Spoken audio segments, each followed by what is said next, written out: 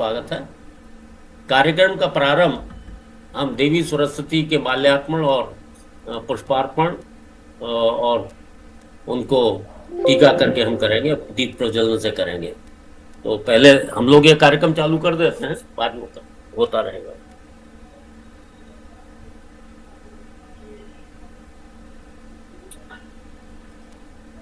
तो माँ सरस्वती का मैं आप सबके बिहाफ पर लेते जाना है ये इधर दूंगी, कहीं टूट जाए तो वही टूट जाएगा।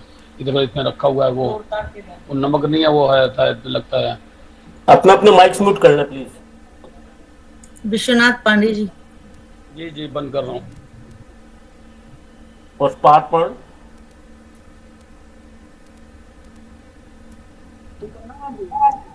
ऊपर तो नहीं लगाया।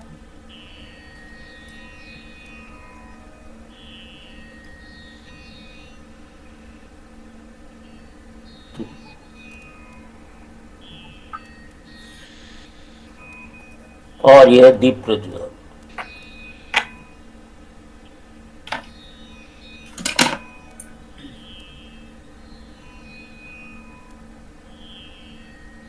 अब मैं निवेदन करूंगा श्रीमती आशा श्रीवास्तव जी से कि वह सरस्वती वंदना का गायन करें। सर्वेभ्यो नमो नमः। आवाज आ रही है? जी महोदय आ रही है। ये सरस्वती वंदना डॉक्टर रामेश्वर प्रसाद गुप्त जी की है, तो हम इसको गाने का प्रयास करते हैं। चित्तं रञ्जय वीणावादिनी, चित्तं रञ्जय वीणावादिनी, दुःखं भञ्जय भयं विभञ्जय, दुःखं भञ्जय भयं विभञ्जय, नाशय कुमतिं भाविनी, चित्तं रञ्जय वीणावादिनी, चित्तं रञ्जय वीणावादिनी, दुःखं भञ्जय भयं विभञ्जय, नाशय कुमतिं भाविनी, चित्तं रञ्जय वीणावादिनी। तमसावृतं मनः चञ्चलं, तमसावृतं मनः चञ्चलं, कुरु पावनं सुवासिनी, पापविदारिणि कलिमलहारिणि, पापविदारिणि कलिमलहारिणि, कुरु निर्मलं सुपावनि, चित्तं रञ्जय वीणावादिनी, चित्तं रञ्जय वीणावादिनी।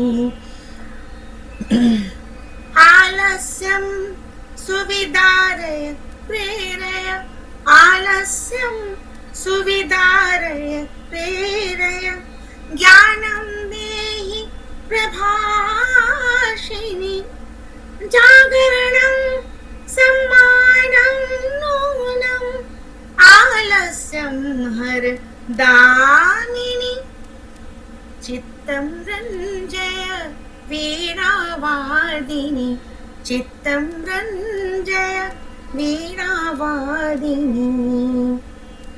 अज्ञानं घनतम विनाशय, अज्ञानं घनतमः विनाशय, मनः विका प्रकाशय स्वामिनी, सत्याचरणे सदा नियोजय, मोदय सुख प्रदायिनी, चित्तं रञ्जय वीणावादिनी, चित्तं रञ्जय वीणावादिनी।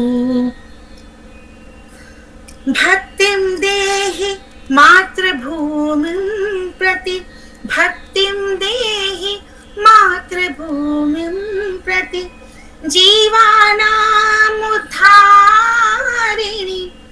शक्तिं मुक्तिं मंगलकारिणी चित्तं रञ्जय वीणावादिनी दुःखं भञ्जय भयं विभञ्जय दुःखं भञ्जय भयं विभञ्जय नाशय कुमतिं भामिनि चित्तं रञ्जय वीणावादिनी चित्तं रञ्जय वीणावादिनी। धन्यवाद। बहुत सुंदर, बहुत सुंदर। और क्या हो गया? हाँ, आवाज आ रही है? जी जी, जी सर। चलिए, बहुत सुंदर आशा जी, बहुत सुंदर गायन के लिए, सरस्वती वंदना के लिए। अब मैं श्री डॉक्टर एस.सी. टंडन साहब से निवेदन करूंगा कि हमारे प्रथम वक्ता श्री कैलाश नाथ त्रिपाठी जी का स्वागत करें और उनका विधिवत परिचय करें। धन्यवाद आचार्य श्री। ज्ञान संगम परिवार की ओर से और अपनी व्यक्तिगत रूप से मैं आदरणीय श्री कैलाश चंद्र त्रिपाठी जी का बहुत बहुत स्वागत करता हूं। बहुत हर्षित हूं आपका संक्षेप में परिचय बताने के लिए। श्री त्रिपाठी जी का पैतृक निवास भदोही है। आपने काशी हिंदू विश्वविद्यालय या जिसको बनारस हिंदू विश्वविद्यालय भी कहते हैं से 5 वर्ष का इंजीनियरिंग डिप्लोमा पास करके सिंचाई विभाग में अभियंता के पर कार्य ग्रहण किया तथा 40 वर्ष तक लखनऊ में ही कार्यरत रहे। पर कार्यभार क्योंकि जीवन के प्रारंभ काल से ही आप अध्यात्म से संलग्न रहे हैं, अतः अब भी जब भी स्थानांतरण और प्रमोशन आपकी बात आती तो आपने हमेशा उसको फोरगो कर दिया है, मना कर दिया है। इस प्रकार भगवत कृपा से लखनऊ में ही आपका पूरा जीवन काल बीता। आप इनके अध्यात्म में रुचि के प्रेरणा स्रोत थे। श्री लाल बिहारी शास्त्री जी ललिता घाट बनारस वाले, जो कि वेदों के प्रकांड, और आज भी यह सत्संग का कार्यक्रम आपका बना हुआ है। वर्तमान में आप लखनऊ में ही LDA कॉलोनी में रह रहे हैं। आदरणीय श्री त्रिपाठी जी का बहुत बहुत हृदय से स्वागत। तालियां। धन्यवाद, धन्यवाद डॉक्टर साहब त्रिपाठी जी का बहुत सुंदर परिचय कराने के लिए। हम लोग जानते हैं कि श्री रामचरितमानस व्यवहारिक शास्त्र माना जाता है, तो हम लोग उसके अनुसार व्यवहार करके अपनी जीवनचर्या में अपना कल्याण कर सकते हैं। इसी विषय पर वक्तव्य देने के लिए कि उन्नत मनुष्य जीवन के लिए रामचरितमानस का व्यवहारिक पक्ष, ये इस विषय पर वक्तव्य देने के लिए मैं आमंत्रित करता हूं आदरणीय कैलाश नाथ त्रिपाठी जी को।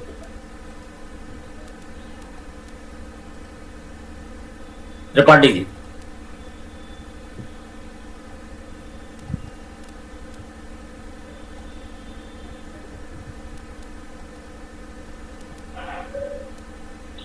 सहदेव जी जोड़ाई।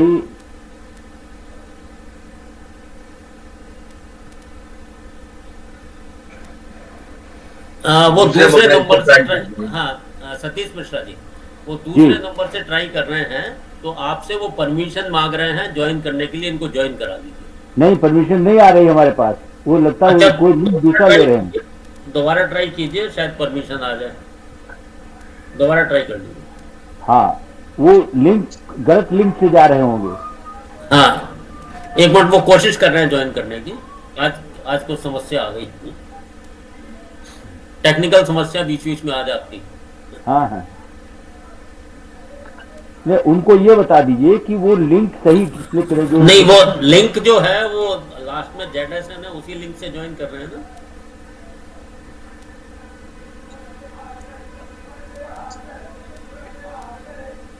अच्छा, तो नया नंबर है सतीश मिश्र जी, जरा देखिए अगर आ रही है रिक्वेस्ट ज्वाइनिंग के लिए। नहीं आ रही, नहीं आ रही। अच्छा, एक काम कीजिए, आप पुराने से ही ज्वाइन कीजिए, दिक्कत होगी तो फिर देखेंगे। हम्म।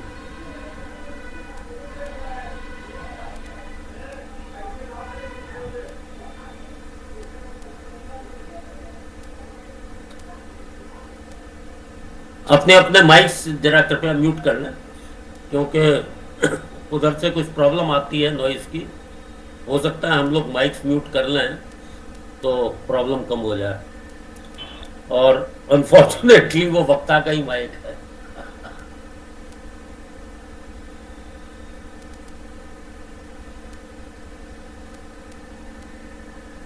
सहदेव जी की रिक्वेस्ट नहीं आ रही है। आज कर रहे होंगे, देखिए।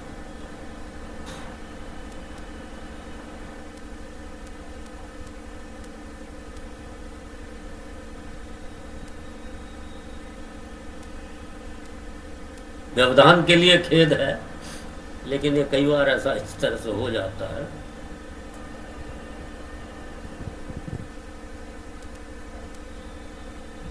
नहीं आई रिक्वेस्ट?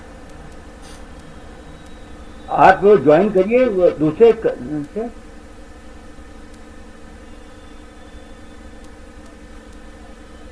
नहीं नहीं, आप कौन सा लिंक दबा रहे हैं? लिंक आपका गलत है। क्यों? हमारे पास तो आपकी रिक्वेस्ट नहीं है। हाँ, जेडएफएन तो आ नहीं रहा हमारे पास।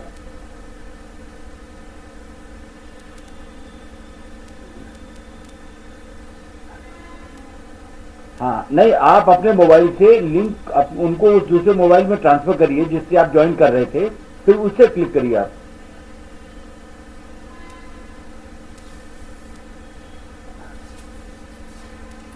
हाँ, मैं आपको ट्रांसफर कर दूं लिंक दोबारा? मैं आपको लिंक दोबारा भेज दूं सदैव जी? हाँ, अब जुड़ गए, आप आ गए। हाँ, नहीं अब, हाँ नहीं, आप स्क्रीन पे आइए, स्क्रीन पे आइए। हाँ ठीक है। ठीक है। हाँ, आ गए, आप आ गए, स्क्रीन पे आ गए। आदरणीय त्रिपाठी जी, आपका वक्तव्य। त्रिपाठी जी, आपका वक्तव्य कृपया चालू करना। माइक आपका म्यूट है लगता है। क्या? हाँ आप ठीक है, हाँ बोलिए। बोल।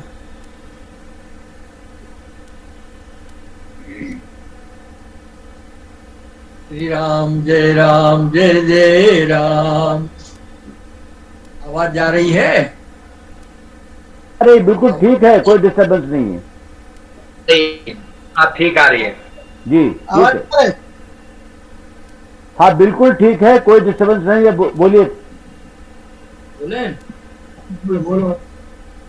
आपदाम अपहर्तारम दातारम सर्व संपदाम लोकाभिरामं श्रीरामं प्रियो प्रियो नमाम्यहम्। रामाय रामभद्राय रामचन्द्राय बोधसे रघुनाथाय नाथाय सीताया पते नमः। राम रामेति रामेति रमे रामे मनोरमे सहस्रनाम तत्तुल्यं राम नाम वरानने। श्री राम वाम दिशि जानकी लखन दाहिनी ओर ध्यान सकल कल्याण में सुरतर तुलसी तोर यावर रामचंद्र की जय। श्री राम जय जय राम। श्री राम जय जय राम। श्री राम जय जय राम। जय सिया राम जय हनुमान। संकट मोचन कृपा निधान। श्री राम जय जय राम। रघुपति राघव राजा राम। पतित पावन सीताराम। जय रघुनंदन जय सिया राम। जानकी वल्लभ तुझे प्रणाम। बोलिए सियावर रामचंद्र भगवान की जय। आदरणीय महानुभाव, आज जीवन के संबंध में मानस के आधार पर कुछ विचार रख रहे हैं। आपका जीवन, आपका दर्शन, आपका मानस सर्वोपरि है। हम उसको कितना अंगीकार कर पा रहे हैं और क्यों नहीं कर पा रहे हैं, क्या समस्याएं हैं, उसके समाधान के लिए हम आपके सामने रखें। क्योंकि ये भी मानसकार का साफ कहना है कि खग जाने खग ही कर भाषा। परमात्मा को मिलाने के लिए संत माध्यम क्यों बनता है? क्योंकि वो संसार में रहते हुए भगवान से जुड़ने का प्रयास करता है। तो संसारी व्यक्तियों के लिए जो दिक्कत होती है उसको सरलता से उनके सामने जब रखेगा तो उस पर कुछ प्रभाव उन पर पड़ता है। इसलिए इसकी व्यवस्था बनाई गई। तो प्रभु श्री राम के अनन्य भक्त गोस्वामी तुलसीदास जी सगुण भक्ति की रामाश्रयी शाखा के प्रतिनिधि कवि हैं। उनके भक्ति संबंधी चिंतन को निगमागम, पुराण, वेदांत और तत्कालीन भक्ति ग्रंथों के सगुण भावों का प्रकाश प्राप्त है। अपने अप्रतिम ग्रंथ श्री रामचरितमानस में तुलसीदास ने स्वयं कहा है, नाना पुराण निगमागम सम्मतम यत् रामायणे निगदितम कथितं यतोऽपि कांतः सुखाय तुलसी रघुनाथ गाथा भाषा निबंध मति मंजुल मातनो। श्री राम की भक्ति में शिव की कृपा आधारभूत है। अपने प्रभु श्री राम की भक्ति में तुलसीदास जी सर्वप्रथम राम कथा के अलौकिक प्रणेता एवं आदि आचार्य योगीराज सिंह जी की कृपा को ही इसमें हेतु मानते। महेश निज मानस राखा पाई समय शिवासन भाषा, यहीं पर कृपा न करहि पुरारी तो न पाव मुनि भगति हमारी। स्वयं प्रभु श्री राम मुनिवर नारद जी से भी यही कहते हैं, कहु नहीं शिव समान प्रिय मोरे अस पर सजहु जन को। तुलसीदास के भक्त कीर्तन की दूसरी विशेषता विद्यासक्त जनमानस को विकार रहित करना। उन्होंने भक्ति की विशुद्ध भाव भूमि निर्मित करने मन की निर्मलता को आवश्यक माना है। अतएव उन्होंने मानव के मनोगत विकारों का उल्लेख करते हुए मन के निर्मलीकरण विधि बतलाई है। मन की निर्मलताओं में जो प्रमुख बाधक विकार हैं उनको सूचित करते हुए उन्होंने मानव को साफ कहा। यदि कोई विकार अगर आपके मन में आके आपके ऊपर हाजिर हो जाता है तो आपके सारे जीवन को मृत्यु में मिला सकता है। इसलिए यहाँ सावधान किया गया है। काम क्रोध मद लोभ सब नाथ नरक के पन, सब परिहरि रघुवीर भजहु भजहि तेहि सन। जब विभीषण शरणागति से आया तो ये कह के प्रभु के चरणों में गिर गया। यानी हम परमात्मा के यहाँ आए, परमात्मा हमें स्वीकार करेगा, लेकिन सबसे पहले हमको विकार रहित होना पड़ेगा। ये विकार हमारे जीवन के लिए बाधक है। मानसकार ने कई जगह इस पर इंगित किया है, बार बार समझाने का प्रयास किया है। आखिर क्यों? इसका कारण क्या है कि हमें जो है यहाँ तक कहे हैं कि जानिए जब शिव जग जागा भय सकल विषय जागा। कोई लाभ लपेट नहीं, किसी प्रकार का कोई विषय है इससे विरक्ति होनी है। जनक जी के गुरुअष्टावक्र का तो साफ कहना है विषयों में विरक्ति ही मोक्ष है, और विषयों में रति अगर बनी हुई है तो संसारिकता आपको छोड़ेगी। इसलिए जो है इसका विशेष जो है माने जोर दिया गया है। अर्थात काम क्रोध मद लोभ आदि विकार मन को पतनोन्मुख करने वाले हैं, जिसका परिहार कर प्रभु श्री राम को भजना ही अभिष्ट है। जब इनको हम छोड़ेंगे और तब प्रभु को भजेंगे तो हमारे भक्ति में फल आएगा। मनोगत विकार अनर्थ के कारण है। इस सभी का जन्म आसक्ति या मोह से होता है। इस सत्य को उद्धृत करते हुए कहते हैं, मोह सकल व्याधि न कर मूला ताते जय हो। देखिए धृतराष्ट्र ने क्या गलती की। ये गीता का प्रारंभ कहाँ से होता है? धृतराष्ट्र हुआ। धृतराष्ट्र कोई अच्छा पात्र नहीं है, लेकिन मोह के कारण उसने सर्वनाश कर दिया। लिए हम आपको आगाह किया गया है। सारे परेशानी की जड़े मोह है, इसलिए जो है हम अपनी ही नुकसान करते हैं, कुछ मिलना नहीं है। अंतोगत्वा जो है जब पूरा महाभारत समाप्त होता है तो पूछता है कि अभी संजय बताओ तुम बोलना बंद क्यों कर दिए? कहे महाराज जी क्या बताए, कुछ नहीं बचाए, दुर्योधन की भी वही दुर्गति है, आप क्यों नहीं पाओगे? अंतोगत्वा सब कुछ विनाश हो जाता है। तब जब सिद्ध के लिए जाते हैं, यही विश्वास तपस्या किए जाते हैं विधि की कल्याणी कराची, तो हरिद्वार में एक बार जब गंधारी जो है पात्र भर देते थे, गंगा से उठा ले जाते अपने आश्रम में, तो गंधारी से कहते हैं गंधारी मेरे 100 पुत्र थे, यहाँ आ रहे थे, एक भी तिलांजलि से नहीं बचा। गंधारी के मैंने आपको बहुत समझाया, लेकिन पुत्र मोह में आपने कुछ भी सुनने के लिए तैयार नहीं हुआ। आयदुड़ी अपने पुत्र को आप राज देना चाहते थे, परिणाम क्या हुआ? सर्वनाश अपना क्या पूरे क्षेत्र का कराना। सारे नरकल का जड़ हमारा मोह है, कि हमें मोह से बचना है। मोह जो है देखिए उत्तर आपके सुंदरकांड में साफ करते हैं, एक हमारे जगह कैसे कैसे कब्जा बना रखा है, ये 10 जगह विस्तारित बता हुआ है। करें जननी जनक बंधु सुत तारा, सन धन पवन परिवार, सब तर ममता ताज बटोरी। शब्दों पर एक ध्यान दीजिएगा, इनको नहीं इनके ममत्व को बटोरिए। आपका घर परिवार महोदय थोड़ा आपका कैमरा ठीक कर लीजिए, आपका चेहरा पूरा नहीं दिखाई दे रहा। आसक्ति को बटोरिए और बटोर के क्या कीजिए, प्रभु के चरणों में लगा दीजिए। सबतर ममता ताग बटोरी और मम पद मन ही बांध बट जोरी। उसको पढ़ करके एक धन का तिनका बच्चा तोड़ देगा। कुशल व्यक्ति से रास्ता बना दे तो मतवाली हाथी नहीं तोड़ पाती, और वो भी प्रभु के चरणों में डाल दे, तब क्या होगा? लगा दे, तभी हम बच पाएंगे। मेरी क्षमता नहीं है इन विकारों से हम बच जाए। आप रोज प्रार्थना करते हैं मम हृदय कंजनिवास चतुर। आप हृदय में भगवान को रखिए, तब क्या होगा? कामादि फल कल कंजन। ये जो जितने फल है इनका सर्गना काम है।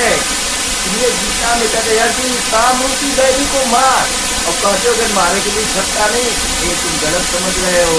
क्योंकि इंद्रियों से परे जो है मन है, मन से परे बुद्धि है, उससे परे आत्मा है। आत्मा बल से इनको बचने करो। मानस कार्य भी तो इंद्रिय है मानस में। इसको उपाय के विशेष ध्यान दीजिए। विषय करण सब जीव समेता, सकल एक सचेत फलों परमात्मा आपको दिए आपके कल्याण के लिए। आप इसका सदुपयोग नहीं कर पा रहे हो। क्यों नहीं कर पा रहे हो? क्योंकि क्या कहते हैं विषय करण, जो विषय को इतनी वरीयता दिए हो, विषय को प्रकाश किससे मिलता है? इंद्रियों से। आँख अगर खत्म हो गई, संसार का नजारा नहीं देख सकते। कान अगर सुनना बंद कर दिया, संसार की कोई भौतिक सुंदर शब्द नहीं आ दिया। यानी विषयों को विषय जो है प्रधानता इंद्रियों से है, और इंद्रियों की तो जो है विषयों को प्रकाश इंद्रियों से मिलता है, और इंद्रियों को प्रकाश इंद्रिय के देवता को मिलता है। उत्तर कांड में साफ कहे इंद्रिय द्वार जरो खाना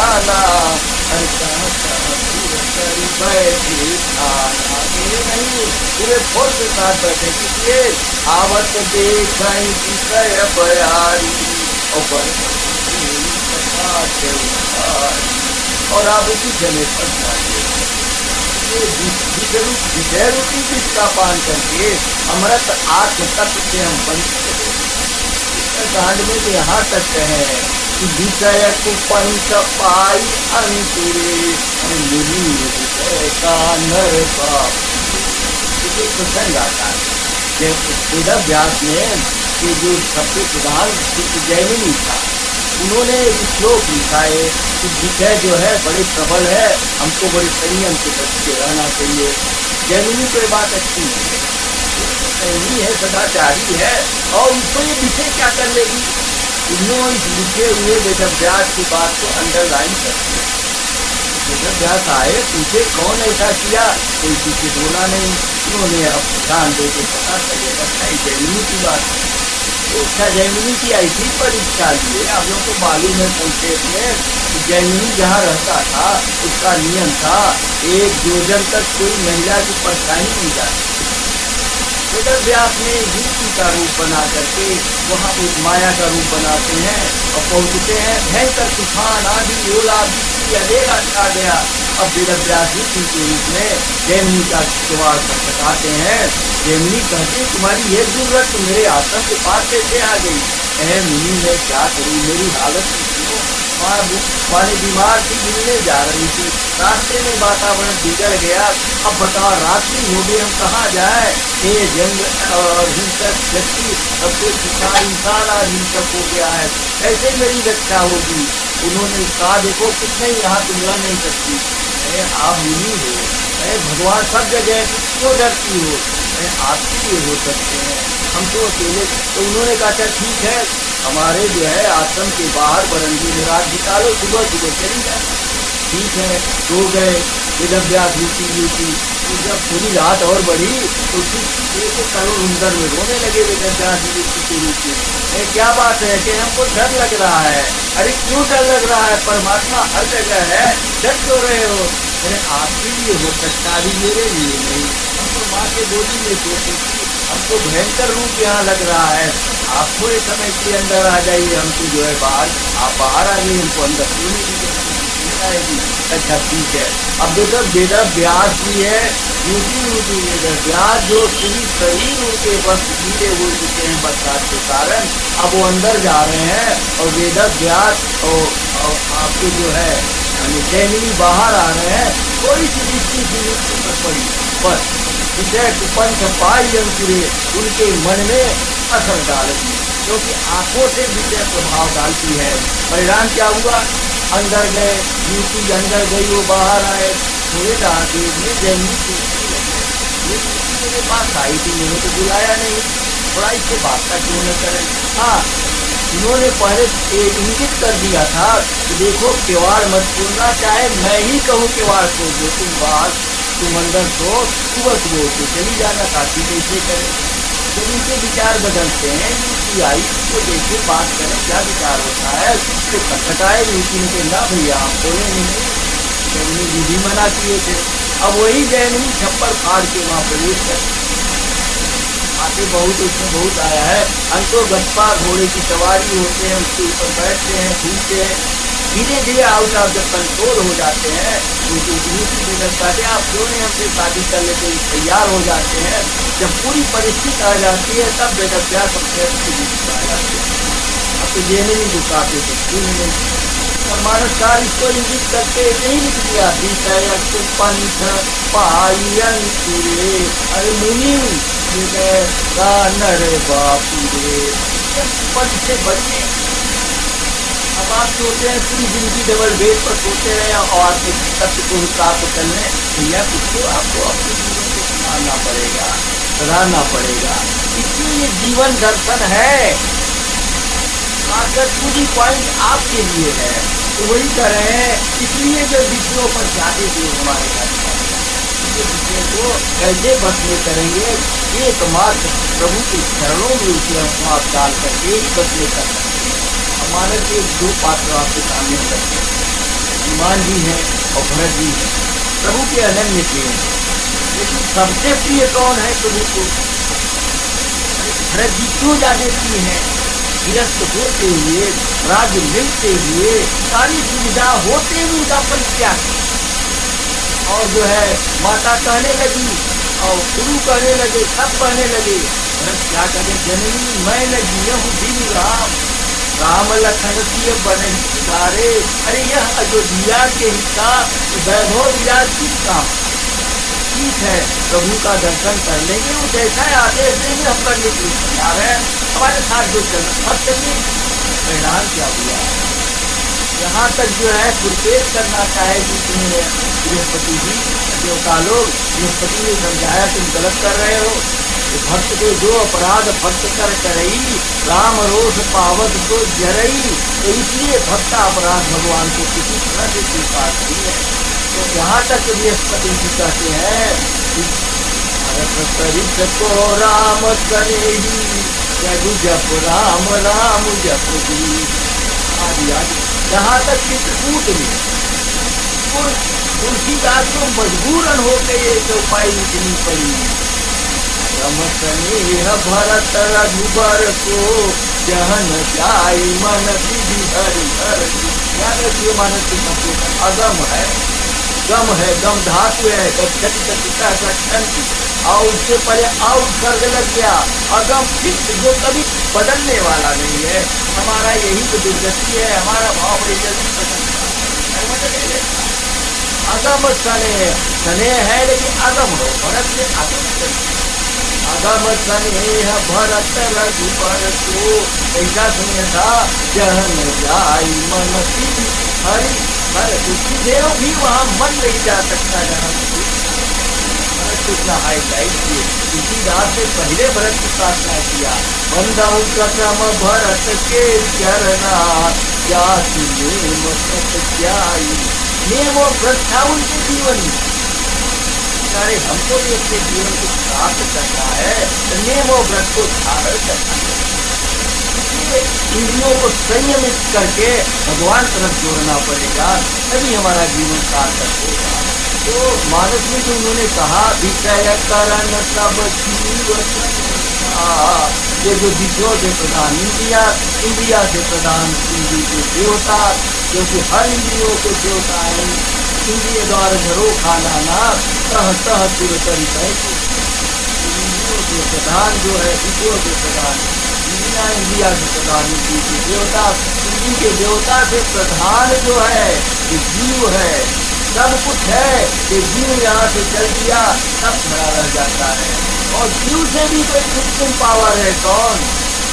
विषय करण सब जीव समेता, सकल एक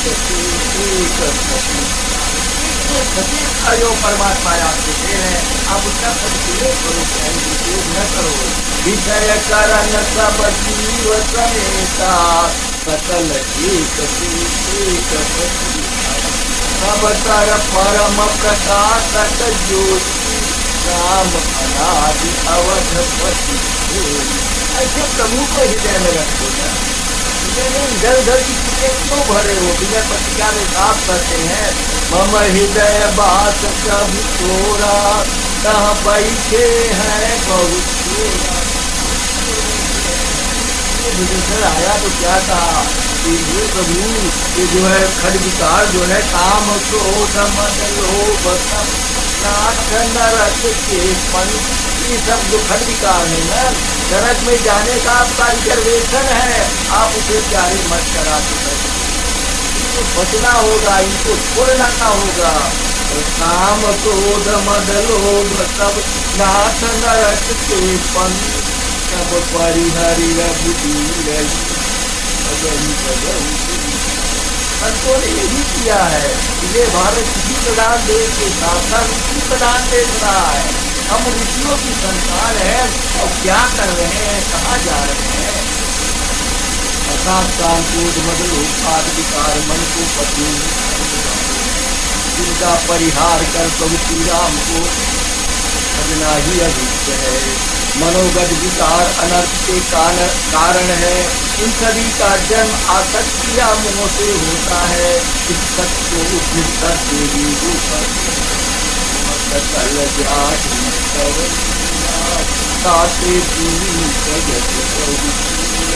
सात बार जो हम कहना चाहते हैं, बड़ा विशेष ध्यान दें। संसारिकता के प्रति आसक्ति ही मोह है, और जो है संसार के ईश्वर के प्रति आसक्ति ही भक्ति है। कोई चीज बुरी नहीं है, उसका प्रयोग आप सही करना जान जाए। यही चाकू यही चलाने की क्रिया, एक जो है बदमाश किसी को मार कर उसकी संपत्ति छीन लेता है, उसको प्राणदंड की सजा मिलती है। यही चाकू यही चलाने की क्रिया है, डॉक्टर किसी को परीक्षण करता है, उसका जीवन बचा देता है, उसको गिरफ्तार नहीं कर लेता है। कर्म वही खाली भाव बदल भाव ही भक्ति है। तो क्या कर रहे हैं, इस तरह से जो है, ये जो हमारा विकार है, इससे हमें कैसे बचना चाहिए, इसका जो है, तो ये मनोगत विकार अनर्थ के कारण है। इन सभी का जन्म आसक्ति या मोह से होती है। सत्य को उचित करते हुए ये सत्य आसक्ति और मोह, तो किसी आसक्ति के कारण विकास का जीवन बर्बाद तो करे। जो इसलिए गीता में विश्वास हुआ है, हमारे मोह को हटाने की पूरी प्रक्रिया गीता में धरी है। तो करे मोह सकल व्याधि न कर मूला ताके, संसारिकता के प्रति आसक्ति होना ही वो है, और ईश्वर के प्रति आसक्ति होना ही। मीरा को ले लीजिए, मीरा को जो है भगवान में आसक्ति थी, भक्ति की, मेरे दोस्त धर गोपाल की। लेकिन जब आत्मदृष्टा संत जो है उनको मिल के अरे आपके जो है दास जी, तो उनको राम की भक्ति के लिए परिणाम क्या हुआ, वही लीला मगनों के बाद राम रतन वस्तु अमूल्य दही मेरे सतगुरु कृपा करी अपनाए। ऐसा ही था। अभी बांग्लादेश की भैया कह रही थी संसेना में, मैं राम नाम जपती हूँ, अनन्य मुझको आराम दिखता तो शांति है। प्रभु हम क्यों न राम से ही आए। राम का रामत्व है, दुर्भाग्य से हम इसे अपने को वंचित कर रहे हैं। वही क्या कह रहे हैं, इस तरह से जो है संसार, जब आसक्ति संसार के नश्वर भोगों के प्रति होती है तो आत्मा के साथ हो जाती है। याद रखिएगा, जब हमारा जो संसारिकता के प्रति आसक्ति बढ़ेगी, आत्मबोध हमारे अंदर से कम हो जाएगा, घट जाएगा। तो इसलिए आत्मा के साथ की अनुभूति समाप्त हो जाती है। जब आसक्ति संसार के नश्वर भोगों के प्रति होती है तो आत्मा के साक्षीपन की अंतरिक्ष समाप्त हो जाती है। इसके इंद्रियों को प्रेरित करने वाला मन विकारग्रस्त हो जाता है। परिणाम स्वरूप मानव संसारिकता और संसारिकता से उन्मुख होकर अपने चरम लक्ष्य से भटक जाता है। यही मन विकारग्रस्त होकर ऐसा अधम कार्य कर लेगा जो कलंक जिंदगी भर उसके जीवन से मिल जाएगा। तो कह रहे हैं संपद में आसक्ति और आत्मा के साक्षीपन की अनुभूति जाति, और दूसरे सब इसके विपरीत प्रभु पद की आसक्ति से संसारिकता विकसित हो जाती है। जब प्रभु के पद में आसक्ति होगी, संसारिकता भूल जाती, मीरा की भूल गई, भूल गई, क्योंकि आसक्ति प्रभु पद में हो गई। और आत्मा के साक्षीपन की अनुभूति जागृत हो जाती है। तुलसीदास ने इसे सार रूप से इस प्रकार कहा है, इस पर ध्यान दीजिए। जहाँ राम का काम नहीं, जहाँ काम नहीं राम, तुलसी कभी रजनी एक था। क्या अंधकार प्रकाश कभी होती गया सकता है, लेकिन यहाँ हम इकट्ठा कर दिए हैं। जहाँ काम कर राम नहीं, हम काम ही को छोड़ते नहीं, राम को इसलिए चाहते हैं हमारी कामना और बढ़ा चढ़ा के दे दे। राम को नहीं चाहते, हम राम से चाहते हैं, इसलिए हमारे जीवन में संकट बढ़ता है। वही कह रहे हैं, इसलिए जहाँ राम का काम नहीं, जहाँ काम नहीं राम, तो कबहू होत नहीं रजनी एक था। इस प्रकार भक्त शिरोमणि तुलसीदास ने मोहगत विकारों और उसके मूल मोह का उल्लेख करते हुए इसका त्याग कर देने पर विशेष जोर दिया है। मोह से सर्वथा त्याग करने हेतु किए जाने वाले प्रयोग को उन्होंने एक निश्चित क्रम में दिया है। कितना सुंदर ये दोहा है, इसको विशेष ध्यान दीजिए। बिनु सत्संगन हरि कथा, कहीं बिन मोहन भाग, मोह गए बिनु राम पद, कोई नहीं अनुराग। अर्थात सत्संग से ही राम चरित्र का ज्ञान होता है, और ज्ञान से मोह का नाश होता है, और मोह के नाश होने पर प्रभु के चरणों में प्रीति होती है। इस तरह से भक्ति से कितना सुंदर क्रम है। बिनु सत्संग हरि, इसे हमको साथ से संग करना होगा। हम कहाँ से संग किए हैं? असत से। असत क्या है? जो विनाशी है, बदलने वाला है। इसलिए गीता में दूसरे अध्याय के 16 श्लोक से साफ कहते हैं, ना सतो विद्यते भावो ना भावो विद्यते सतः। हे अर्जुन, जो विनाशी है वो विनाशी नहीं हो सकता। हम अविनाशी के अंश है, इसलिए सबको विनाशी बनाना चाहते, जो संभव नहीं है। इतना प्रतापी राजा था बिजलीपाती, आज उसका भवन खिला है, जो अपने घर को संवारने में और आर्थिक कर दिए हैं। अभी दिल्ली का मुख्यमंत्री तो भैया कितने करोड़ रुपए लगा दिया अपने घर को संवारने में, और ऊपर से कहता है कि हमको घर भी नहीं चाहिए, हम ऐसे काम आए। ये धोखाधड़ी तो चल रही है। इंसान को हम ठग सकते हैं, लेकिन परमात्मा को नहीं कर सकते। हृदय तिष्ठति अर्जुन, वो हृदय में बैठा हुआ है। अर्थात सत्संग से श्री राम से इसका ज्ञान होता है, और ज्ञान से मोह का नाश होता है। मोह के नष्ट होने पर प्रभु के चरणों में प्रीति होती है। इस भक्ति में की प्राप्ति के लिए सत्संग प्रथम सोपान है। ये कहते हैं कि बिन सत्संग विवेक न होई, बिना सत्य संग के हमें विवेक। सत्य का संग, सत्य क्या है? आत्मा परमात्मा। असत क्या है? दुनिया संसार है। हम किसमें रमे हुए हैं? असत ही में। असत के अंत होते हुए हम असत को सत बनाने में पूरी एनर्जी नष्ट कर रहे हैं, जो गीता करिए संभव ही नहीं है। कोई भी अविनाशी जो है, भगवान भी शरीर में आए, जिसको भी छोड़ना पड़ा। इसलिए असत एकमात्र आत्मा। गांधी जी ने बड़ा अच्छा बात कहा, आदम को खुदा मत कहो, आदम खुदा नहीं, मगर खुदा के नूर से आदम खुदा नहीं। ये जो है मोह भिन्न कर हृदय में विनम्र श्रद्धा का संचार होता है। जब मोह हटेगा तब विनम्र नम्रता पूरी श्रद्धा आपको आएगी, जो भक्ति पर कर देती है।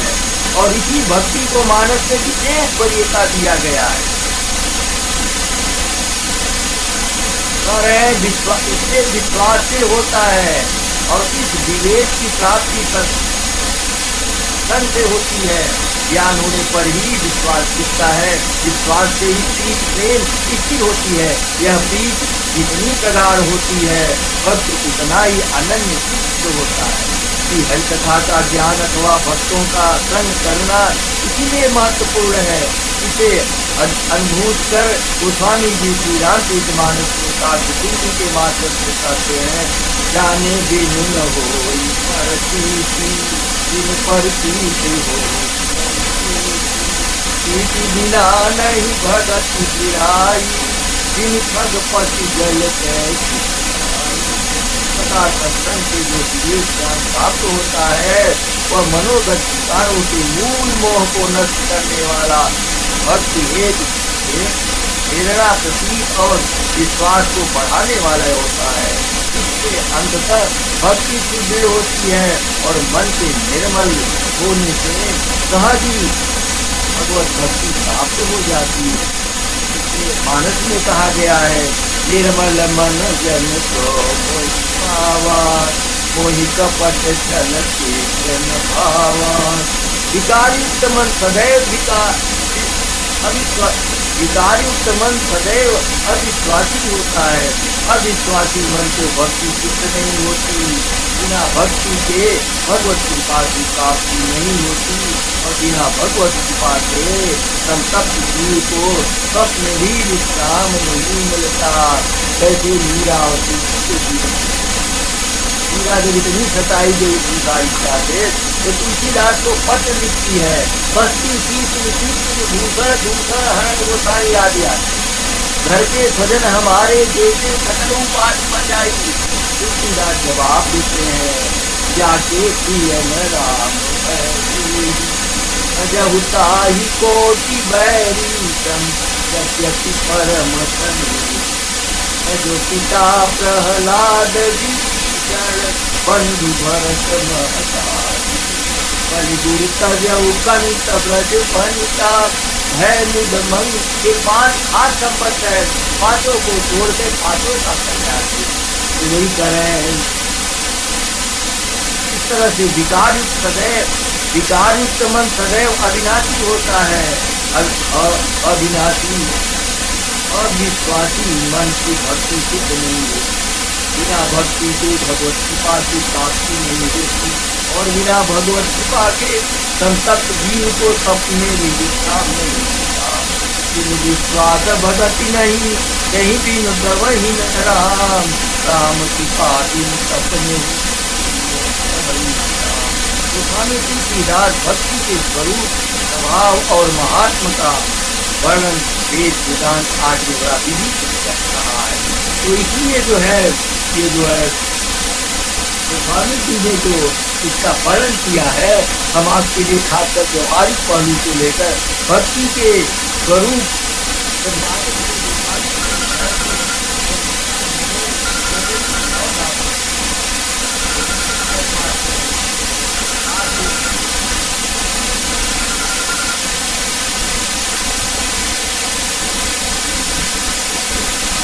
तो कहे नौधा भक्ति में खास बात जो आपके सामने रखना चाहते हैं,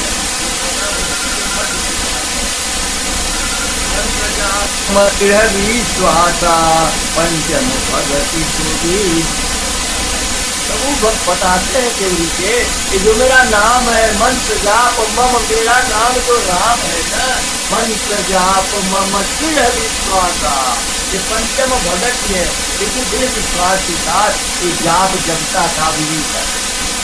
ब्राह्मण को किसी ने यहाँ जाके चुगली कर दिया कि देखो तुम्हारा भाई तो राम का गुणगान करता है, नाम जपता है, अपने आसन के ऊपर भी नाम लिखा हुआ है।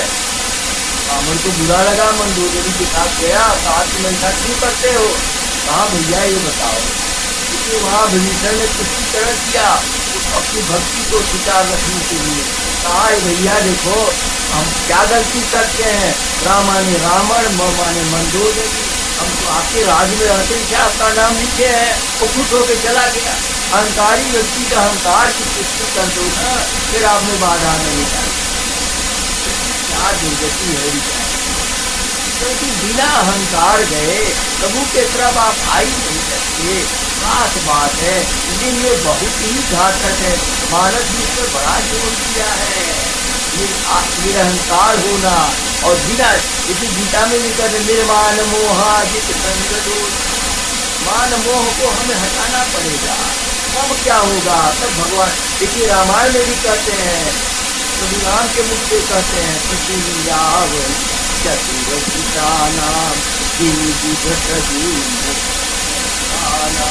मोह और मान को जैसे जो है एक आपके अंदर जो मोह मझधार हर पतवार तमाम जम गया है, तमाम आसमान पानी दे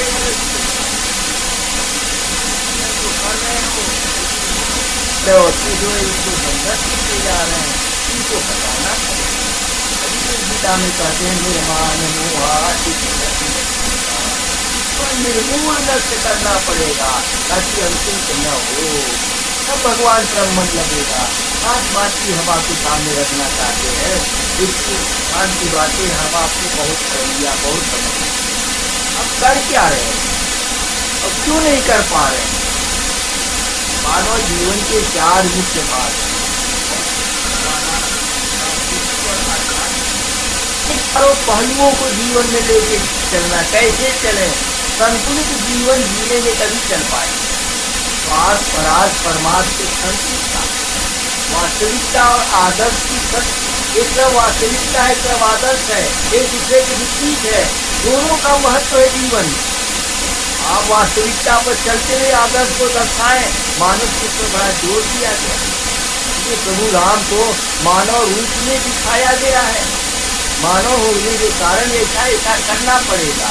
अध्यात्म रामायण में उन्हें साक्षात ब्रह्म दिखाया गया है, लेकिन यहाँ ऐसा नहीं। तो मानव के कारण ये सब कई बातें सामने आएगी, लेकिन लक्ष्य हमारा क्या होना चाहिए? भौतिक, सामाजिक और आध्यात्मिक। हमें उस लक्ष्य तक जाना, किसी के साथ तालमेल करके जाना है। परिवार में रहते हुए परिवार जैसे भरत ने किया, भरत को हम क्यों हाईलाइट करते हैं? हनुमान जी और भरत जी दोनों भगवान के अनन्य भक्त थे, लेकिन हनुमान जी तो सबको त्याग करके भगवान चरणों में आ गए। ये सरल है। भरत जी संसार में रहते हुए, राजकाज देखते हुए और प्रभु में लीन हुए। तुलसीदास सुहावली में पद लिखा, उन्होंने साफ लिखा कि घर की में घर जात है और घर छाड़े घर जात, तुलसी घर बन प्रीत में राम प्रेम पूछा। देखा भरत ने किया, घर की में घर जात है। अगर आप घर बढ़िया बना लिया, ऐसा राम की सामान रखिए, ऐसा राम में डूब गए, ऐसा सामान सागर चला जाएगा। और घर छाड़े घर जात, और घर छाड़ के संग पर क्या कर दी, कोई घर चला गया। हम दोनों नहीं चाहते। तो भरत ने कहा बने क्या, तुलसी घर बन दीते घर ही के अंदर, जो किसी के लिए बाधक न हो, एक ऐसा स्थान चयन कर लीजिए जिसमें 24 घंटे में 4 घंटे प्रभु की साधना करनी चाहिए। कोई बाधा वो नहीं डालेगा। तो घर की में घर जात है, घर छाड़े घर जात, तुलसी घर बन दीत मेरा। देखिए अध्यात्म रामायण में इस बात आई है, जिस समय भरत जाके नंदीग्राम में रहना शुरू करना चाहे तो उनकी पत्नी जो है मांडवी ने जो है अड़ गई ना, हमारी बहन जंगल में गई, मैं भी आपके साथ हूँ नंदीग्राम में।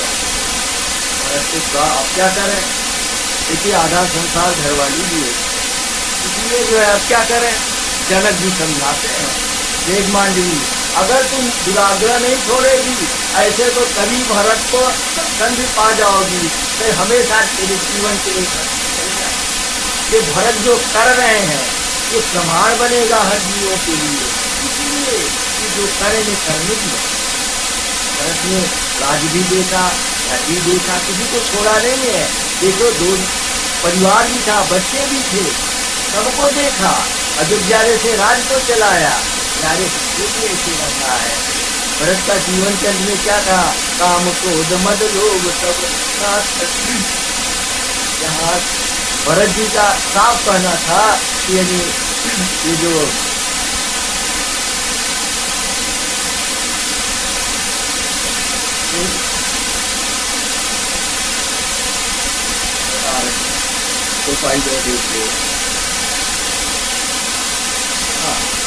भरत ने साफ शब्दों में कहा। देखिए सच्चाई यही है, इसका उत्तर अर्थन धर्म न काम रुचि गति न चाहूं निर्वाण, जन्म जन्म रति राम पद यह वरदान नयान। नाथ एक वर मागऊ राम कृपा कर दी, जन्म जन्म प्रभु पद कमल तब घटे जन्म। मेरे जीवन में फलिता यानी प्रधानता और महानता, राम पिता का स्पष्ट करना है।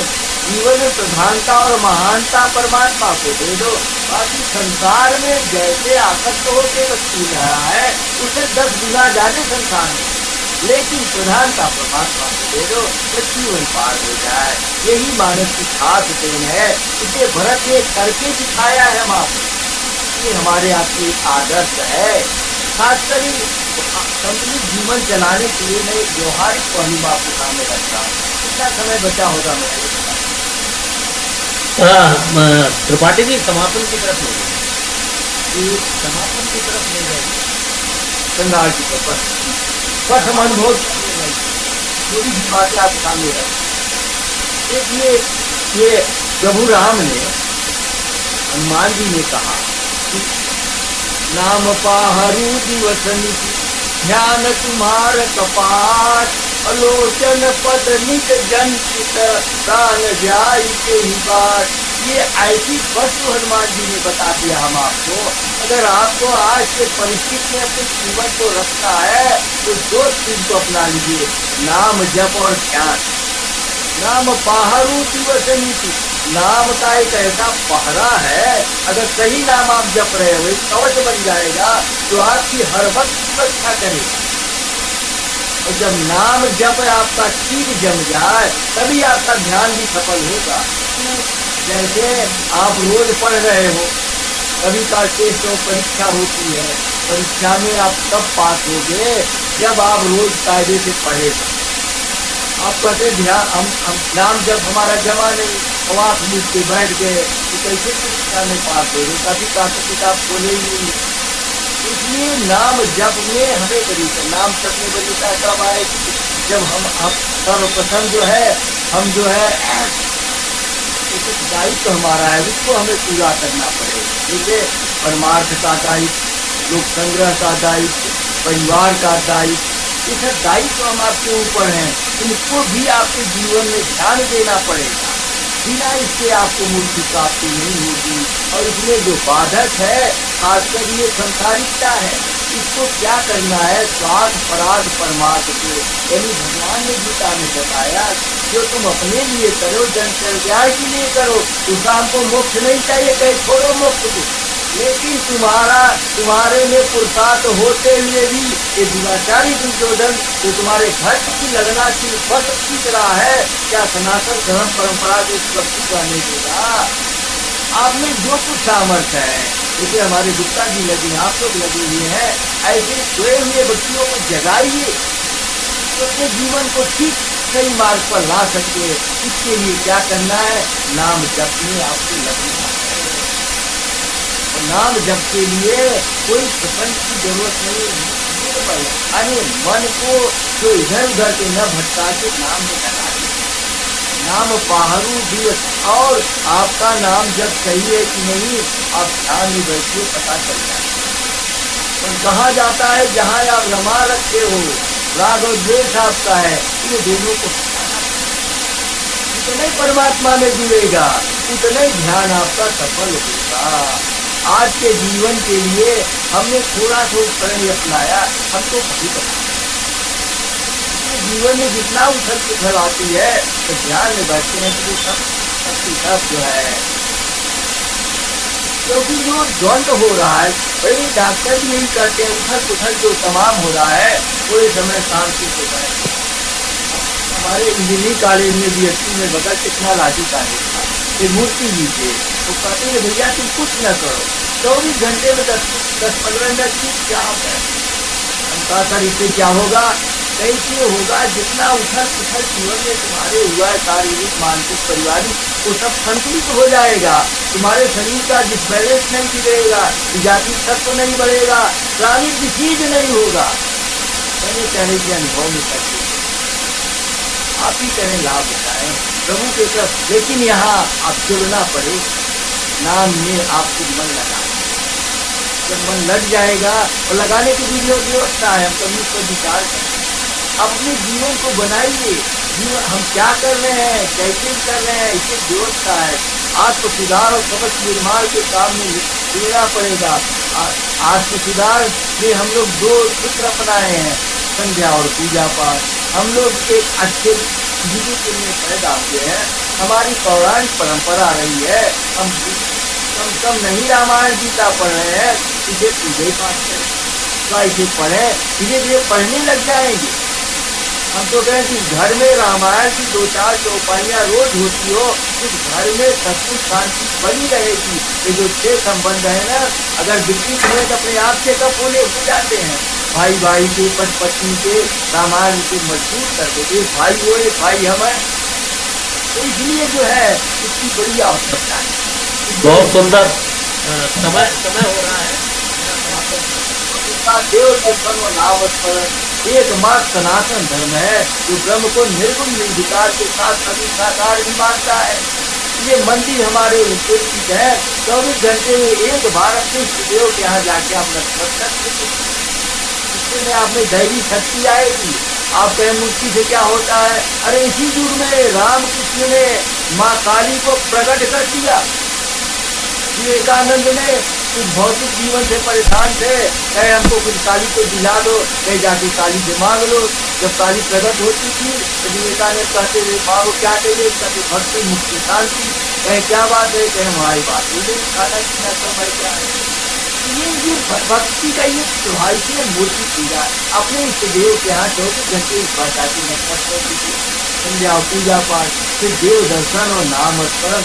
आप देव दर्शन और नाम स्मरण तो हर वक्त काम फले तो दुख, काम करते हुए नाम लेते हो और काम में बल आए और थोड़े समय हो सके तो आप ध्यान करें। तो नाम पाहरू दिवसनी ध्यान तुम्हार कपार, लोचन पद निज जन टिकट, प्राण जाए धन से प्राण जाएगा ही नहीं। आप कहेंगे कैसे नहीं जाएगा? हाँ, कबीर ने कहा मैं न मरब मरी नहीं संसारा। क्यों नहीं मरोगे? हमको मिला जियावनिहारा, हमको जिलाने वाला मिला। कबीर ने इतना मेहनत करता था, पेट नहीं भरता था, जब संतों के कहने को समर्पण कर दिया, इतना मिलने लगा कि वो सब दूसरों को भी खिलाने लग गया। कहा वाह प्रभु वाह, यही हमारी भूल है, हम समर्पण नहीं कर पाते। इसलिए मानस में समर्पण भक्ति पर विशेष जोर दिया गया है। अब वो श्रृंगार में आ रहे हैं, इसलिए प्रभु राम के मुंह से कहवाया गया है।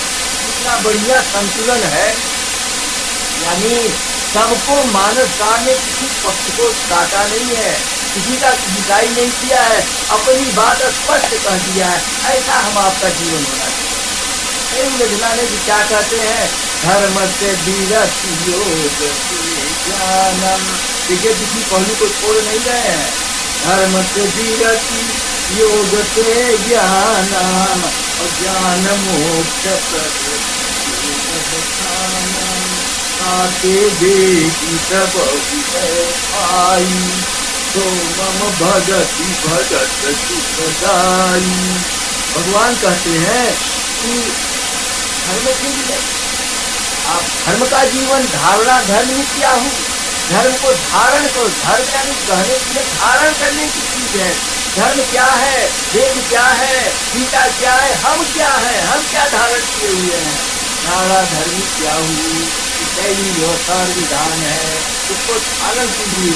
आप डिफरेंट लाइन खींचिए तो कुछ खींचने के बाद एक लाइन दूसरे से मिल जाएगी। इतनी आबादी परमात्मा ने बनाया, एक दूसरे को जीव बनाया, इसके आगे खींचिए।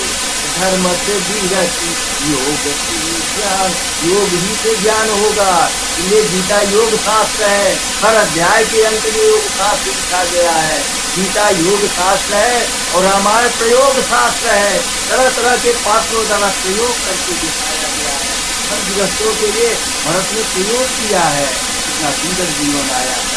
इसलिए खाली हम हमसे से बचना नहीं है। इसलिए हनुमान जी भी अनन्य भक्त थे। त्रिपाठी जी समय हो गया, प्लीज समापन कर दीजिए। ठीक है, इसलिए और कभी हम लोग बात करेंगे। तो इसलिए हमारे कहने का यही मतलब है, नाम जप और ध्यान बड़ा सरल है, कुछ नहीं करना है। बिना नहाए धोए 24 घंटा प्रेम से प्रभु का नाम लीजिए और थोड़ा समय उनका ध्यान कीजिए, निश्चय हमारे जीवन में परिवर्तन आएगा। रामायण का यही उद्देश्य है, इसको व्यवहार में हमको लाना है, तब हमारे जीवन में वो ऐसा प्रकाश करेगा, मैं आपसे कह नहीं सकता।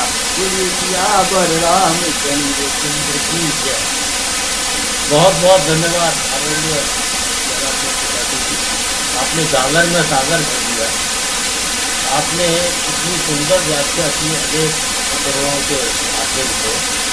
जमिनी जी का उदाहरण दिया और अनेक उदाहरण दिए, जिससे कि जो हमारे जो महापुरुष हैं, राम जी, कृष्ण जी और अन्य महापुरुष, वो जब लीला रूप में पृथ्वी पर आते हैं तो हमें यही दिखाने आते हैं कि हमें व्यवहार काल में ईश्वर के साथ रहते हुए किसके साथ व्यवहार करें। बहुत बहुत धन्यवाद, बहुत बहुत धन्यवाद आदरणीय जयंत। अब इसी बीच हमारे साथ डॉक्टर शिखा गुप्ता जुड़ चुकी है। मैं डॉक्टर टंडन जी से निवेदन करूँगा कि वे पहले उनका परिचय करा दें, उसके बाद डॉक्टर शिखा गुप्ता, आज उनका विषय है गर्मियों में जल चिकित्सा का उपयोग की उपयोगिता, इस पर अपना विस्तार करें। डॉक्टर टंडन। धन्यवाद आकाश जी। डॉक्टर शिखा गुप्ता, आपका इस ज्ञान संगम के कार्यक्रम में हृदय से हम सब ज्ञान संगम परिवार आपका स्वागत करता है।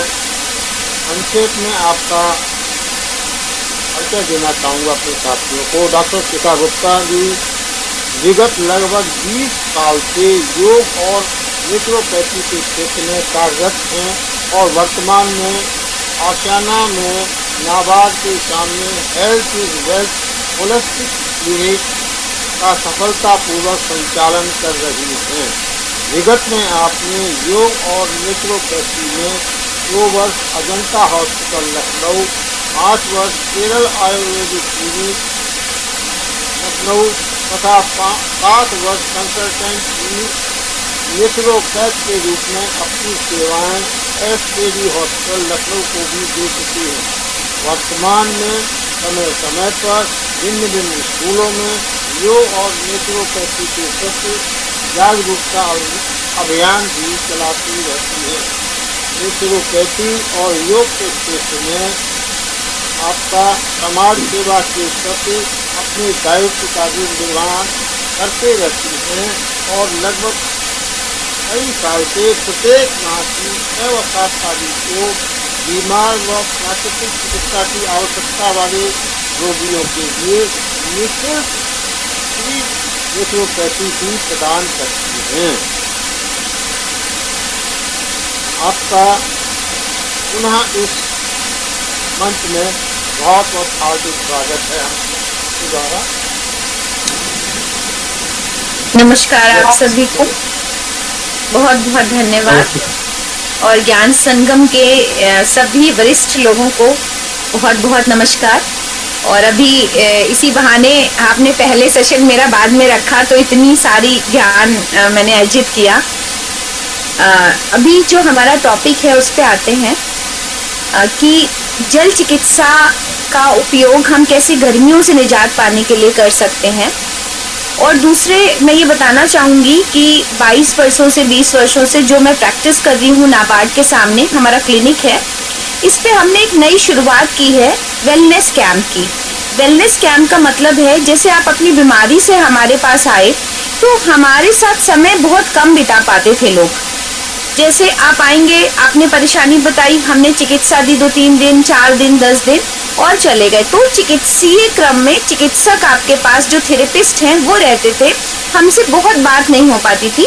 इस क्रम में हमने वेलनेस कैंप बनाया जो महीने में 3 दिन लगाया मैंने। 4-5 कैंप बीत चुके हैं। हर महीने में 3 दिन हमने अपनी तरफ से निकाले, जिसमें सुबह 8 बजे आ जाना था और 2 बजे तक हम 6 घंटे आपको सारी चिकित्साएं दिला रहे थे। जैसे 8 से 9 सुबह आप खाली पेट आ जाएंगे एकदम, तो सुबह 8 से 9 जलनेती, कुंजल, गंडूश, आई वॉश, इस तरह की जितनी टेक्निक्स हैं यौगिक डिटॉक्सिफिकेशन की वो हम कराते थे, जो कि खाली पेट ही संभव है। फिर उसके बाद 9 से 10 वहीं पर योगाभ्यास सही तरीके से, इसमें आप जो भी दिक्कतें हैं वो भी पूछ सकते हैं। 10 बजे एक हर्बल चाय के साथ जो हम ही प्रोवाइड करते हैं वहाँ पर एक ऐसी चिकित्सा जो कि सभी को जरूरत है, जैसे मिट्टी चिकित्सा, मिट्टी का लेप पेट पर, आंखों पर, रीढ़ की हड्डी पर, गर्म ठंडी सिकाई, एनिमा, जिनको कब्ज की दिक्कत है, ये सारी चिकित्सा हम प्रोवाइड करते हैं। उसके बाद सभी नहा के आ जाते हैं वहीं पर या मड बाथ। 11 बजे फिर हम उनको नाश्ता प्रोवाइड करते हैं जिसमें कि स्मूदीज हैं, फल हैं, तो ये भी बताते हैं कि इस तरीके का क्यों किया, क्या कॉम्बिनेशन होना चाहिए और सही आहार क्या है क्रम। उसके बाद थोड़ी देर हम वो सारी विधियां करते हैं जैसे यज्ञ चिकित्सा है, थोड़ा विपश्यना ध्यान साधना है और थोड़ा मनोरंजन काइंड ऑफ चीजें हैं और यौगिक नींद क्या है, योग निद्रा क्या है, इस तरह का बहुत सारा कंपाइल किया हुआ है एक्टिविटीज प्रोग्राम। फिर एक और सेशन नेचुरोपैथी का रहता है जिसमें या मसाज या मड बाथ या बेडशीट पैक, अगेन आपकी परेशानी के अकॉर्डिंग। फिर उसके बाद आपको दोपहर का लंच प्रोवाइड करते हैं, फिर विदाई। तो ये हमने जो कॉन्सेप्ट बनाया, इसमें बहुत सारे लोग जुड़े, 10 लोग 3 दिन के कैंप में। तो इसको हमने ऐसे बांटा, मान लीजिए आपने कभी नहीं महसूस किया है, कभी पतंजलि नहीं गए या किसी नेचुरोपैथी सेंटर नहीं गए, तो आप 1 दिन का बुक कर लीजिए, 1 दिन पहले हमारे साथ बिताइए और उसके बाद डिसाइड कीजिए। तो ये अब क्या किया हमने कि आप अपना ही कोई दिन चूज कर लीजिए। आपको लगता है इस सैटरडे संडे हमारा ग्रुप आना चाहता है, तो आप 10 लोगों की हमारे यहाँ व्यवस्था हो सकती है। 10 से ज्यादा मैंने देखा थोड़ी भगदड़ हो जाती है, तो 10 लोगों का आपने ग्रुप बनाया और आपने हमें बुक कर लिया, बजाय हम आपको एक डेट दे रहे हैं, तो उससे क्या है, उस डेट पर लोग, इतनी सारी क्वेरीज होती हैं 20 तक, और उस डेट पे लोग कहीं ना कहीं इंगेज हैं, कोई ना कोई प्रॉब्लम आ गई बुक होने के बावजूद, तो आप अपने हिसाब से भी उसे बुक कर सकते हैं। तो ये एक अच्छी शुरुआत है। प्लस जो मैं बताने जा रही हूँ ये आप लोग सीख सकते हैं, ऐसी मेरी इच्छा है, क्योंकि जल चिकित्सा की छोटी छोटी विधियों का जब प्रैक्टिकल इम्प्लीमेंटेशन करेंगे तभी आप महसूस कर पाएंगे। ऐसे भी आप इसको अप्लाई कर सकते हैं अपने डे टू डे लाइफ में, पर जब आप इसको अनुभूत करेंगे हमारे चिकित्सालय में आकर के, सेंटर में आके, तो आपको और अच्छा लगेगा।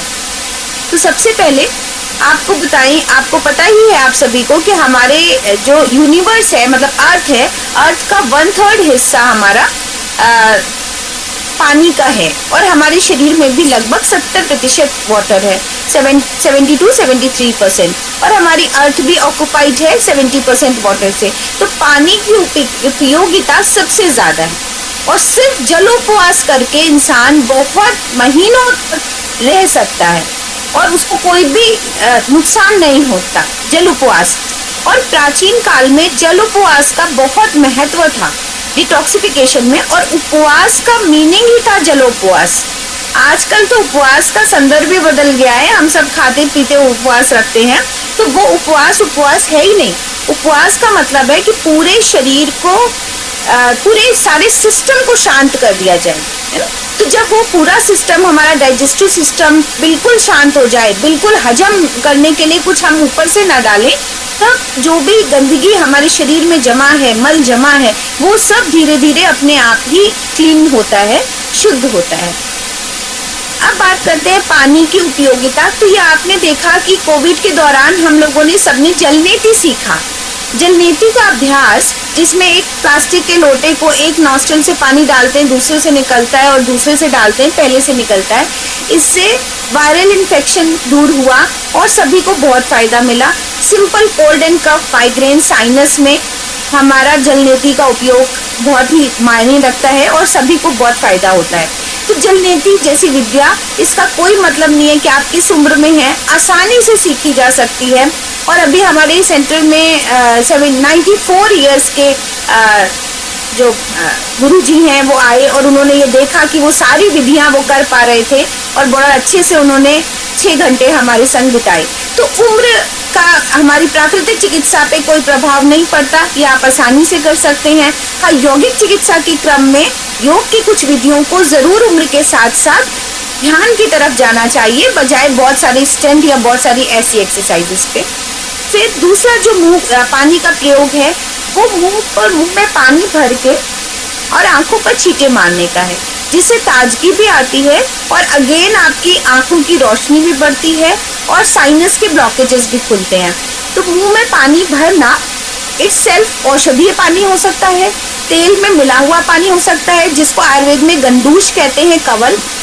मुंह में जब आप 3/4, जैसे कोकोनट ऑयल, वर्जिन शुद्ध कोकोनट ऑयल खाने वाला लिया, और आपने 3 घूंट जो पानी था वो पानी था, और 1 घूंट, 1/3 हिस्सा आपने ऑयल डाला। इसको ऑयल पुलिंग मेथड कहते हैं। तो प्योर ऑयल ना करके, वो बहुत ही अजीब हो जाता है, उसको मुंह में आप पूरा भर लेंगे, और जब तक वो पैनिक नहीं हो जाता, मतलब लगभग 5 मिनट आप मुंह में बनाए रखेंगे और चलाते रहेंगे। इससे क्या होगा, जो आपके गम्स में कहते हैं कि हीलिंग नहीं हो रही है ना, जैसे आपका पाइलिया शुरू हो रहा है, कहीं कहीं पर गम्स ना मसूड़े खुल रहे हैं, या गालों में अंदर घाव से हो रहे हैं, तो इन सब की हीलिंग होती है।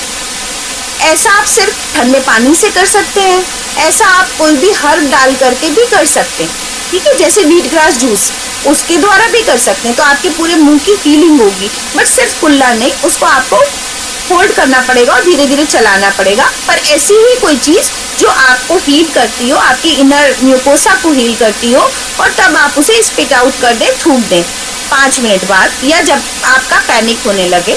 और अगर सुबह सुबह करते हैं ताजा पानी मुंह में भर के, तो 20-25 बार आंखों पर पानी के छींटे डालने चाहिए। इस एक्सरसाइज से भी ताजगी आती है और आंखों में रोशनी बढ़ती है।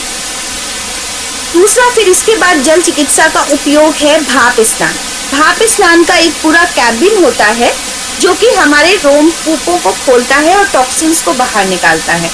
अब ये तो हमारे चिकित्सालय में संभव है और गर्मी भी है, क्योंकि हम गर्मी से दूर करने की चीजें बात कर रहे हैं, तो इसको हम फ्रिक्शन बात कर सकते हैं। घर्षण स्नान की क्या उपयोगिता है? जब भी आप नहाएं उसके पहले एक रोएदार तौलिया मुलायम ले लें और पूरे शरीर को आप करीब 5 मिनट रगड़ें। 2-2 मिनट, 1-1 मिनट तो आप समझिए हर अंग को दें। तो आप पहले हाथ को रगड़ें पूरे, दूसरे हाथ को, पीठ को थोड़ी बड़ी टॉवेल से, ऐसे ही जांग को, थाई को, काफ मसल, पिंडलियों को, पैरों को, पूरे शरीर को, पेट को। जब आपका शरीर गर्म हो जाएगा तब आप स्वच्छ स्नान करें, ताजे पानी से स्नान करें। इससे भी क्या हुआ, खून का दौरान तेज हुआ और आपके अंदर खून का दौरान तेज होने के बाद जब आपने ताजा पानी शरीर पर डाला तो रक्त कोशिकाएं और एक्टिव हुई और आपके पोर्स ओपन हुए। जब त्वचा के रोम छिद्र ओपन होंगे तो उनको ज्यादा ताजगी महसूस होगी और खून जब तेजी से सर्कुलेट होगा पूरे शरीर में तो आपके टॉक्सिन्स बाहर निकलेंगे, गंदगी बाहर निकलेगी। और न सिर्फ ये छोटी सा अभ्यास आपकी त्वचा को अच्छा करता है, कांतिमय करता है, बल्कि आपके जो ऑर्गन है, वाइटल ऑर्गन्स लाइक लीवर है, किडनी है, स्टमक है, हार्ट है, इनकी भी क्रियाशीलता को अच्छा करता है। सो ये छोटा सा, इसको कहते हैं हम लोग फ्रिक्शन बात, घर्षण स्नान। सिर्फ स्नान ना करके घर्षण द्वारा स्नान किया। पहले हमने घर्षण किया, पूरे शरीर को मला और फिर स्नान किया। अब इससे एक और फायदा है कि जैसे हम, ये भी बड़ा कल्चर है कि उनको स्ट्रोक आ गया, उन्होंने एकदम से पानी डाल लिया ठंडा, है ना, तो सिर पे ठंडा पानी डालें कि पैर पे ठंडा पानी डालें। आप लोगों को तो पता ही होगा कि पहले ये विधान था कि पहले जब भी कोई घर आता था, पहले मुंह पे पानी के छींटे, सिर पे ऐसे पानी लगाया, हाथों को धोया, पैरों को धोया और तभी आता था वो घर के अंदर। और ऐसा दिन में हम कई बार करते थे जब घर, किसी के घर जाते थे या हम जितनी बार घर आते थे। तो हमारी ये प्रैक्टिस में था कि बाहर जो नल लगा है या कोई और मग से, लोटे से पानी आपको देगा, आप उसको हाथ धोएंगे, मुंह में कुल्ला करेंगे, मुंह पे छींटे डालेंगे, सिर पे पोंछेंगे या हाथ से ऐसे करेंगे शुद्धिकरण के लिए, पैरों को धोएंगे और तब आएंगे। सेम ऐसा ही करना चाहिए क्योंकि ब्लड सर्कुलेशन हर जगह न्यूट्रलाइज हो जाए और फिर आप नहा लें। एकदम से पानी से बचें जिससे शरीर का जो टेम्परेचर है वो नॉर्मलाइज हो गया। आपने पहले पैरों को रगड़ा, फिर हाथों को रगड़ा, चेहरे को मला, मुंह में पानी भरा, सिर में पानी डाला, अब आप कैसे भी नहाएं। सो अचानक से अगर आपने पैरों की तरफ ब्लड सर्कुलेशन बढ़ाया, ठंडा ताजा पानी खूब सारा, तो सर की तरफ ब्लड सर्कुलेशन कम हो जाएगा और सारा का सारा पैरों की तरफ आ जाएगा। अगर आप सिर को सीधे भिगो देते हैं तो फिर अगेन सिर की तरफ ब्लड सर्कुलेशन तेज हो जाएगा। तो ये एक बहुत अच्छी विधि है जो बहुत पहले से चलती चली आ रही है, आज की नहीं है। जितना मुझे याद है कि मैंने देखा या प्राकृतिक चिकित्सा में पढ़ा कि नहाने के पहले भी लोग ऐसे ऐसे ऐसे ऐसे अपने मैल को छुड़ाया करते थे और उसको भिगो भिगो के छुड़ाते थे, इसीलिए उनको 15-20 मिनट लगते थे नहाने में और उसके बाद वो ताजा पानी डालते थे। तो इसी को फिर से इसको भी करना चाहिए, ये आपकी डे टू डे लाइफ का हिस्सा होना चाहिए। दूसरा बात आती है कि जब हम धूप में निकलते हैं तो सनस्ट्रोक हो जाता है। भाई हम धूप में नहीं निकलेंगे, थोड़े भी काम के निकले तो हमें धूप लग गई। जब हम घर से निकलते हैं तो या हम कोई हैट लगाएं या हम सिर को भिगो लें। जब देखिए सर खूब तेज गर्मी से तप जाएगा, तब अगर आप एसी में आएंगे या पानी डालेंगे तो नुकसान कर सकता है। पर जब आप पहले से ही सर को हल्का भिगो के चलें या भीगा तौलिया या गमछा रख लें तो आप देखेंगे कि वही प्रक्रिया आपके लिए कंफर्टेबल हो जाएगी, वो कभी भी नुकसान नहीं करेगा सर, मतलब धूप आपको। तो हमेशा ही चेहरे को भीगा रखना या एक छोटा तौलिया भीगा हुआ रखना या गमछा सर पे रखना अच्छा अभ्यास है। बनस्पत खूब तेज धूप से आना और सिर को भिगो लेना और एसी में बैठना, ये बहुत तेज गर्मी लग रही है। हालांकि बहुत तेज होने के बाद और कोई चारा नहीं है सर पे ठंडी पट्टी रखने के अलावा, लेकिन अगर आप पहले ही ऐसा करें निकलते समय ही, तो आप देखेंगे आपको बहुत कूलिंग महसूस होगी, बहुत अच्छा महसूस होगा और एक भारीपन भी सर में नहीं आएगा। तो ये भी एक अच्छा अभ्यास है, इसको हम लोग सनबाथ के दौरान यूज करते हैं। जब 8 बजे या 7 बजे की धूप लेने को हम व्यक्ति को कहते हैं कि सूर्य की किरणों का सेवन करना चाहिए। तो गर्मियों में जब आप 8 बजे की धूप लेते हैं तो भी बहुत तेज होती है, और 7 बजे से 7:30 8 बजे की धूप आधे घंटे लेना बहुत मुश्किल है। और हम कहते हैं कि नेकेड बॉडी पे धूप लेनी चाहिए, बहुत कम वस्त्र जितने जरूरी हैं, 20 मिनट आगे से और 20 मिनट पीछे से। अब 20 मिनट अगर आप बैठे हैं तो आपका ये प्रयोग होना चाहिए कि आप पानी पिए और पीते रहें, सिर पे ठंडा तौलिया रखें, और कहीं सब भिगोने को नहीं कह रहे, पर सिर पे ठंडा तौलिया और बीच बीच में उसको गीला करते रहना। तो जब उस समय ये प्रयोग किया जा सकता है तो घर से बाहर निकलते समय तो ये प्रयोग किया ही जा सकता है। और जब आप इसको करेंगे तो आपको बहुत अच्छा लगेगा। धूप स्नान तो लेना ही चाहिए, सर्दियों में 9-10 बजे 11 बजे, और गर्मियों में आपका सुबह 8 बजे तक पर्याप्त है। तो मैक्सिमम 8 बजे भी, पर 8 बजे भी बैठना थोड़ा कठिन है, तो उसमें आपको गर्मी ना लगे तेज, तो या फिर पत्तों का उपयोग किया जाए, कोई बड़े पत्ते रख लिए जाए, हरे रंग के केले के पत्ते, और सिर पे ठंडा पानी, ताजा मतलब ठंडा कहने का मतलब है ताजा पानी, और पानी पीते रहा जाए। इससे आपको बहुत बचाव होगा। दूसरी बात आती है कि एक और जल चिकित्सा का प्रयोग है जब नींद नहीं आती, इंसोम्निया। उम्र के साथ साथ ये संभव है कि बहुत सारे लोगों को ये दिक्कत आती है, और समय समय पर हर व्यक्ति इससे जूझता है, कभी तनाव के चलते, कभी कभी बीमारी, कोई ना कोई बीमारी आ गई उसके चलते, और कभी कुछ ऐसी दवाएं हम लोगों ने खाई उसके चलते। तो जब नींद नहीं आ रही है तो पहली बात तो ये है कि नींद को भुलाया ना जाए, कोशिश ना की जाए कि नींद क्यों नहीं आ रही है और घड़ी नहीं देखी जाए। तो ये तो प्रैक्टिकल अप्रोच है कि आप कोई अच्छी बुक रीडिंग कीजिए और नींद के लिए तनाव मत लीजिए। जब नींद आएगी तो सो जाए, और नींद लिटरली ऐसे ही आनी चाहिए। आप अपने शरीर को इतना थकाइए कि आपके आंसू बहने लगे नींद के लिए, और आप बैठ के सो जाए। इतना सोना ही नहीं चाहिए दोपहर में कि नींद ना आए, बट फिर भी 6 घंटे की नींद तो चाहिए ही, हर किसी को चाहिए।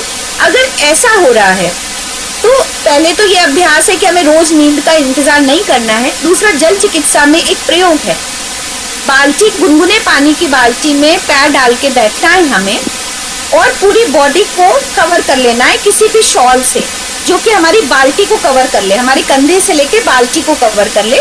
जिससे क्यों किया ऐसा, एवोपोरेशन होगा, अगर खुली है बाल्टी तो वो जल्दी पानी ठंडा हो जाएगा, इसलिए हमने उसको रैप कर दिया। और साइड से बाल्टी में तेज गर्म पानी अब धीरे धीरे बढ़ाया, क्योंकि बहुत तेज गर्म पानी में आप नहीं पैर डाल पाओगे। तो अब हमने उसका पानी का टेम्परेचर बढ़ाते गए, हर 2-3 मिनट पे हमने तेज गर्म पानी साइड से बढ़ा दिया। तो आप देखेंगे कि आप काफी तेज गर्म पानी बर्दाश्त कर लेंगे। मतलब ये टेम्परेचर 104 डिग्री फ़ारेनहाइट तक पहुंच सकता है, पहुंच जाता है इजीली। इस दौरान पानी पीना है, पी के बैठिए, सिर पे हल्का ताजा पानी स्प्लैश कीजिए या एक तौलिया रख लीजिए। अब इसके बाद आप नहा लीजिए या वाइप कर लीजिए। आपको दिखे ना दिखे, आपके शरीर से बहुत सारा पसीना निकलेगा, बहुत सारे टॉक्सिन्स निकलेंगे, और ये आपको नर्वस सिस्टम को एकदम हील कर देगा। जिसको भी मैं ये सब बताती हूँ उसको बहुत अच्छी नींद आने लगती है। उसके बाद आप सो जाएं। ये फटफट बात, पैरों पर गर्म ना खाने के 2 घंटे बाद लेना चाहिए। अगर आप 8 बजे खाना खा लेते हैं, जो कि आइडियल टाइम है, 8 से 8 के बाद खाना खाने का कोई मतलब नहीं है, और 10 बजे के बाद जगने का कोई मतलब नहीं है, ठीक। तो आप लोग उस दौड़ में शामिल नहीं हैं, हम लोग हैं, तो हम लोग कभी कभी गलतियां कर सकते हैं। तो आप लोग 10 बजे का मतलब ये है, क्योंकि 11 बजे आपका लिवर, जो कि लिवर का अभी एक और टॉपिक होगा कभी, ऑर्गन क्लॉक, हमारे शरीर की एक ऑर्गन क्लॉक है। तो हमारे जो लिवर का टाइमिंग्स है वो 11 से 3 है। 11 से 3 लिवर गॉल ब्लैडर काम करता है, उसको कंप्लीट रेस्ट चाहिए। अगर आप उसको सही तरीके से रेस्ट दें तो डाइजेस्टिव सिस्टम ठीक होता है। किसी को भी काम करना है, उठना है, तो वो 4 बजे उठ जाए, 3:30 बजे उठ जाए, पर इधर 10 बजे अपना माहौल बनाए जिससे कि वो सो जाए। अगर वो उस समय सोते हैं तो उन्हें अच्छी नींद आती है। सो आप 8 बजे खा लें, 9:30 के आसपास, 9:45 पे आप ये फटफट बात ले, फिर से नहा लें गर्मियों में, नहीं तो आप स्पंज कर लें, एक ताजे पानी का स्पंज पूरी शरीर को पोंछ लें, दूसरे कपड़े स्वच्छ पहन के सो जाएं। ऐसा मुझे जितना मैंने एडवाइस किया, सलाह दिया लोगों को, अगर आप 10 दिन इसको करते हैं आपको अच्छी नींद आनी शुरू हो जाती है। पैर में तेल लगाना, ये तो पुरानी विधि है, आप कर सकते हैं, एक्यूप्रेशर करके तलवों की मसाज करना, लेकिन ये अपने आप में एक अनूठा चिकित्सीय प्रयोग है प्राकृतिक चिकित्सा का। दूसरा बात करते हैं कि जो गर्मियों की हीट है जिससे हमारा पेट कभी कभी खराब हो जाता है, डायरिया हो जाता है, पानी की कमी हो गई, ना चाहते हुए भी कहीं निकले, इससे कैसे निजात करें।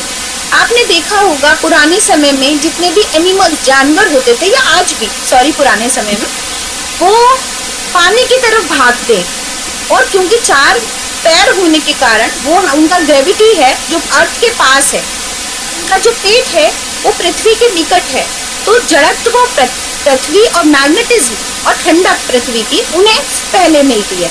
हम लोग स्टैंडिंग पोस्चर में हैं, इसलिए हमारा पेट और ये सब दिक्कतें ज्यादा हैं हम सबको, ठीक है, जब से हम स्टैंडिंग रहते हैं ज्यादा।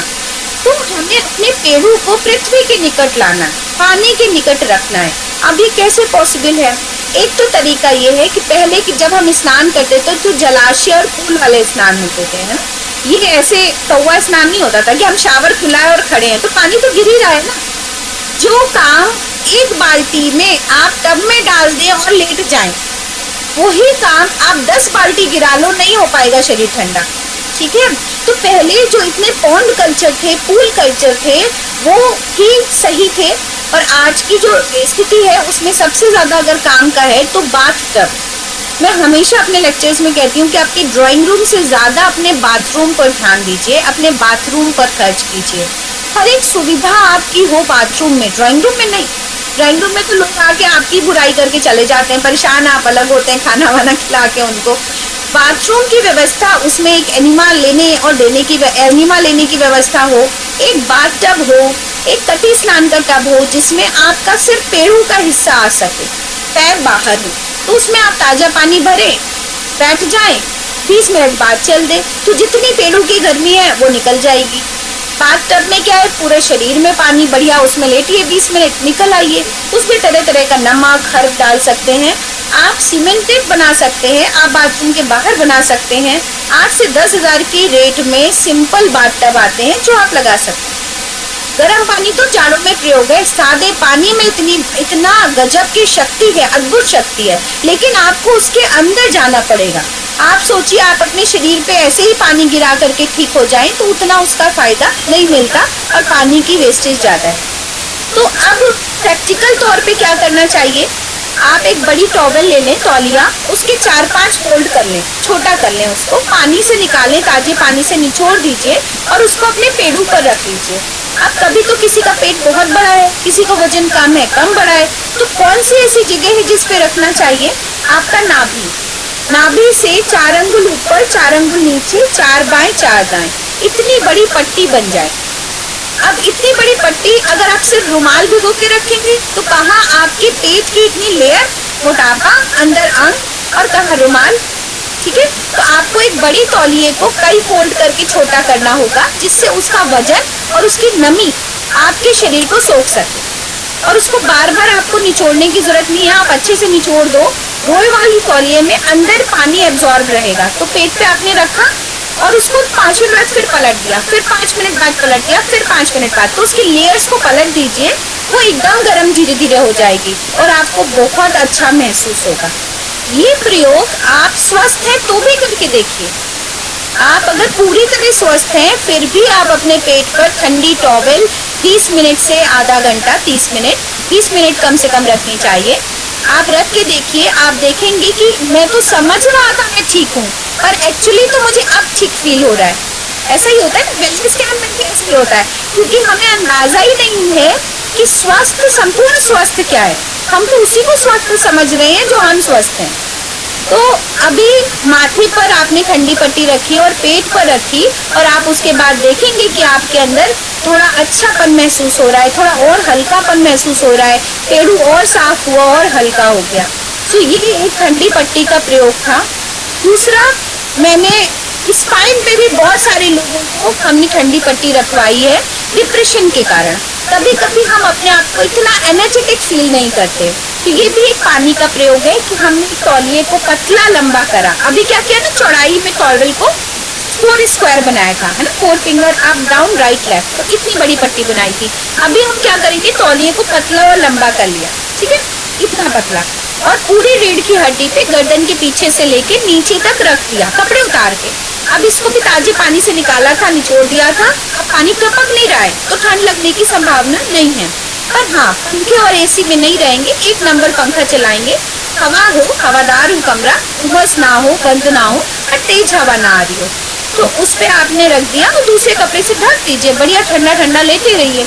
तो ये भी एक प्रयोग है जो नर्वस सिस्टम, नाड़ी विकार को ठीक करता है, क्योंकि आपका नर्वस सिस्टम ठंडे पानी से स्टिमुलेट होता है, ताजगी भरता है और चैतन्य होता है। एक और प्रयोग है जो मैंने हिप बाथ बताया, इसमें प्रोस्टेट से रिलेटेड प्रॉब्लम भी ठीक होती है। हिप बाथ मतलब कटी स्नान, जिसमें आपका सिर्फ पेड़ों का हिस्सा पानी के अंदर रहेगा और पैर बाहर रहेंगे, मतलब बाकी पूरा शरीर सूखा रहेगा। तब में आप बैठेंगे तो पैर बाहर है और पैर बाहर स्टूल पे रहेंगे, तो इससे प्रोस्टेट से रिलेटेड, यूरिन से रिलेटेड प्रॉब्लम भी ठीक होती है। एक और चीज है जिसे कहते हैं जेनाइटल बाथ, जो बहुत कम लोग आज की डेट में करते हैं। आप लोग हो सकता है इतना बुजुर्ग हैं और ज्ञानी हैं तो शायद आपको इस बारे में पता हो। हमारा मेडुला ऑब्लेंगेटा, ब्रेन का लास्ट पॉइंट जो है जेनाइटल ऑर्गन्स है। अगर हम जेनाइटल ऑर्गन्स को ठंडा रखना शुरू करें तो ब्रेन का फंक्शन हमेशा अच्छा रहता है। ठीक है, इसको कहते हैं लिंग स्नान। इसको ठंडे पानी में, ताजे पानी में, ठंडा मतलब ताजा है मेरा, तो ताजे पानी से जेनाइटल बाथ किया जाता है, जिसमें सिर्फ जेनाइटल ऑर्गन्स की बाथिंग होती है, उनको ही धुला जाता है। सो वो आपको 2 मिनट, ज्यादा से ज्यादा 2 मिनट बहुत बोल दिया हमने, तो 2 मिनट तक कंटिन्यूअस उसको वॉश करना चाहिए, नहाते समय नहीं, खाने के बाद भी नहीं। ये एक ट्रीटमेंट काइंड ऑफ है, तो वो आपके नर्वस सिस्टम को बहुत रिलैक्स करता है। एक डिप्रेशन का एक बहुत बड़ा ट्रीटमेंट है। तो इसमें स्टूल पर बैठ जाकर, चप्पल पहन के स्टूल पर बैठ जाया जाता है, एक हाथ से एक मुलायम रुमाल, बिल्कुल सूती, और एक हाथ में आपके मग या शावर, जो भी हैंड शावर यूज करते हैं तो अच्छा है, नहीं तो मग, बाल्टी मग रख लें और मग से धीरे धीरे जेनाइटल ऑर्गन्स पे पानी डालते रहें और उसे धोएं, मतलब ठंडा करें। ये एक बहुत पुरानी चिकित्सा पद्धतियों में और किताबों में लिखा है, क्योंकि ना तो आज कोई बताना चाहता है, और मॉडर्नाइज तरीके से जो इक्विपमेंट आ गए हैं उनमें अपने आप ही पेशेंट ठीक होने लगता है। ये तो मेरे ऊपर कार्यभार है कि मैं उनको आप तक पहुंचाती हूँ। अगर आप बड़े बड़े सेंटर्स में जाएंगे तो आप कब ठीक होने लग जाएंगे आपको पता ही नहीं, और कोई बताने वाला नहीं। और जब आप घर आएंगे कुछ दिनों बाद, आप फिर बीमार होंगे और फिर आप अपनी चिकित्सा नहीं कर पाएंगे, क्योंकि किसी ने आपको बताया ही नहीं कि वहाँ पे अरहर की दाल तो खाने को ही नहीं दी गई थी। सबसे बड़ी प्रॉब्लम तो ये थी कि किसी भी प्राकृतिक चिकित्सा सेंटर में आपको दालें खाने को ही नहीं दी जाती हैं, और आप ठीक होकर के चले आते हैं। आप जब चले आते हैं 10 दिन 40,000 खर्च करके, आप फिर कुछ दिनों में, महीनों में बीमार होने लग जाते हैं। पर कोई भी आपको फूड मैनेजमेंट नहीं समझाता कि उम्र के साथ साथ क्या फूड मैनेजमेंट होना चाहिए। पहले जो हम दालें यूज करते थे वो साबुत थी, अनपॉलिश्ड थी। आज सब कुछ पॉलिश्ड है, स्प्लिट दालें हैं, जो कि हमारी बॉडी में फाइबर कम दे रही हैं। सो ये तो आहार चिकित्सा का अलग पॉइंट है, फिर कभी डिस्कस करेंगे। सो ये हो गया जेनाइटल बाथ। फिर हो गया अब पेड़ों पे ठंडी पट्टी रखना। अब मान लीजिए वो भी पॉसिबल नहीं हो पा रहा है, तो हम टहलने जाने से पहले, जो आपके बिल्कुल उससे जुड़ता है कि सभी टहलते हैं और टहलना चाहिए भी, सो सुबह शाम जिस भी समय आप टहलते हैं या दोनों समय टहलते हैं, तो आप एक तौलिए को भिगो लें पानी में, छोटा हैंड टॉवल, और उससे पेट को मलें, क्लॉकवाइज डायरेक्शन में ऐसे घुमाते रहें पेट पे 5 मिनट तक घड़ी देख के। उसके बाद टहलने जाएं, बस तुरंत टहलने निकल लें। तो 5 मिनट, इसको पेट पोछ कहते हैं, ऐसे हिंदी में पेट पोछ। तो पेट का पोछा लगाना, पेट को ताजे पानी से मलना, इससे भी आपका मेटाबॉलिज्म अच्छा होगा, पेट की एक्टिविटी अच्छी होगी और आप महसूस करेंगे कि आपका पेट अच्छा होने लग गया है। ये टहलने जाने से पहले का प्रयोग। एक और प्रयोग कि आप अगर पैरों में थकान महसूस करते हैं और चल नहीं पाते हैं, तो आप अपने गार्डन के पास एक बाल्टी रखें या टैप लगाएं, जिससे आपको ये ना लगे कि मेरे पानी का वेस्टेज हो रहा है। नेट 2 मिनट तक, इसको कहते हैं लेग, मैं कुछ थोड़ा नाम भूल रही हूँ, पर आप ट्रीटमेंट पे ध्यान दें। तो टहलने जाने के पहले जब जा रहे हैं तुरंत, तो आप 2 मिनट पैरों पे पानी डालें, ठीक है। घुटने से नीचे पानी, ऐसे चाहे तो पाइप खोल लिया धीरे एकदम, और दोनों पैरों पे घुटने के नीचे पानी ऐसे चलाते रहे 2 मिनट तक, नेक्स्ट बस 2 मिनट। या बाल्टी मग डाल लो, बिल्कुल धीरे धीरे आपने पानी डाला और फिर टहलने चले। अब जब लौट के आएंगे तो भी यही प्रक्रिया करेंगे। 4-5 दिन आप करके देखिए, आपके पैर ऊर्जा से भर जाएंगे, थकान गायब हो जाएगी, पता ही नहीं चलेगा कि आप कितनी दूर तक चल दिए और कितनी ताजगी से लौट आए। तो पैरों में खूब ताकत आनी शुरू हो जाती है। फिर बात करते हैं, एक और चीज है ऊनी सूती पट्टी। ये हॉट एंड कोल्ड बैंडेजेस है, ये भी जल चिकित्सा का प्रयोग है। ये पट्टी हमारे क्लिनिक पे अवेलेबल है और आप इजीली बना सकते हैं। ये सूती चादर है जिसको आप ओढ़ते हैं मार्किन की। ये इधर से बस मुड़ी है, पर ये 6 इंच की हम लोगों ने कटवा ली लंबी। और फिर ये है ऊनी कंबल पुराना, ये भी 6 इंच का, और एक साइड में इसमें डोरियां बांधी हैं, नाड़े बांधी हैं। क्या करना है, जैसे इस एज में क्रैम्प्स आते हैं, है ना, पैरों में पिंडियां दर्द करती हैं, दुखती हैं, क्रैम्प आते हैं, या कहीं पर भी मस्कुलर पेन है, तो इसको अंदर की पट्टी को हम ऐसे फोल्ड कर लेंगे और पानी से भिगो करके निचोड़ देंगे, ताजे पानी से अगेन, ठीक है। ये पट्टी ऊनी है, ये एक्सेल गर्म है, तो इसको हम नहीं भिगोएंगे और जिधर नाड़ा है उसकी तरफ से अंदर फोल्ड कर देंगे।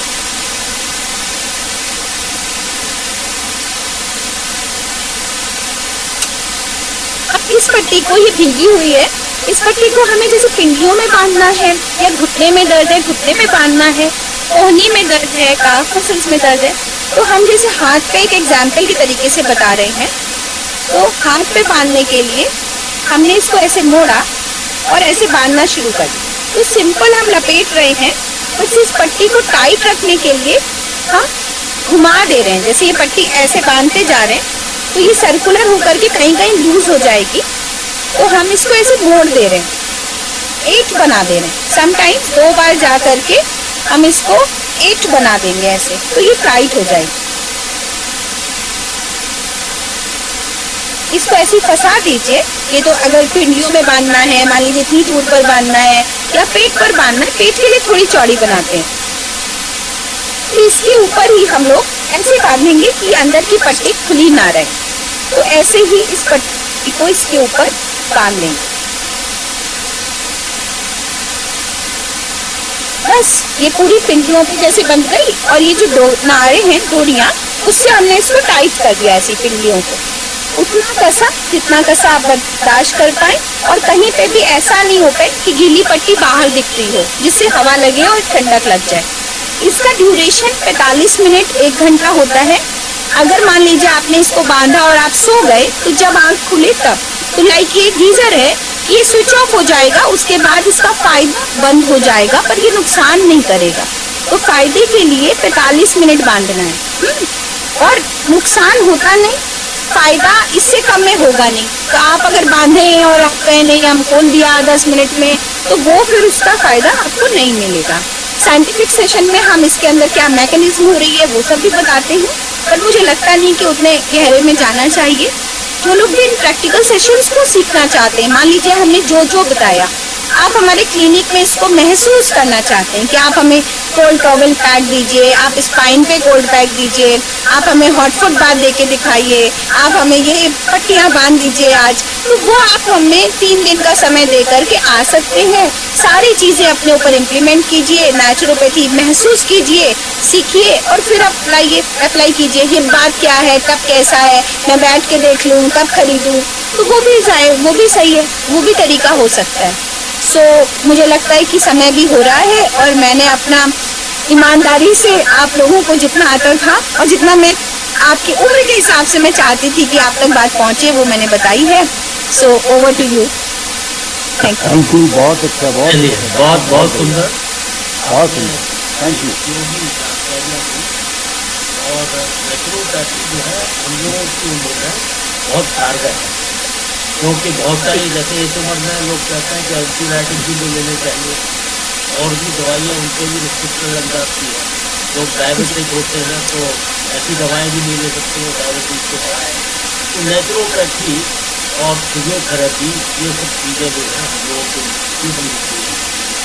तो बहुत बहुत धन्यवाद डॉक्टर शिखा कि आपने इतनी अच्छी जानकारियाँ दी, और हम लोग अवश्य इसको ट्राई करेंगे, और हम लोग आपका क्लिनिक की विजिट करके सब कुछ अनुभव भी प्राप्त करेंगे। जी बहुत बहुत धन्यवाद। अगर कोई प्रश्न हो किसी का नेचुरोपैथी के विषय में तो भी हम 5-7 मिनट उससे देंगे। गुरुजी मेरा एक प्रश्न। हाँ बोलिए। सिर्फ इतना ही पूछना था कि जल उपवास की फ्रीक्वेंसी क्या होनी चाहिए, once in a month, once in fortnight, whatever। जल उपवास ऐसे नहीं कर सकते जैसे मैं नवरात्रि फास्टिंग कराती हूँ, नवरात्रि उपवास साइंटिफिक, तो 9 दिन में हम 1 दिन जल उपवास पे पहुँच पाते हैं।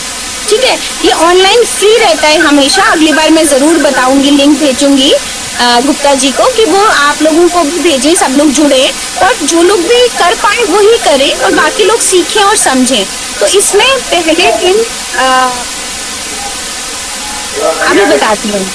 कोई क्वेश्चन है कि खर्चा कितना लगेगा? पहले हम इसको जल उपवास को बता दें। जैसे आप आज खाना खा रहे हैं और आप चाहे कल जल उपवास कर लें तो नहीं कर सकते।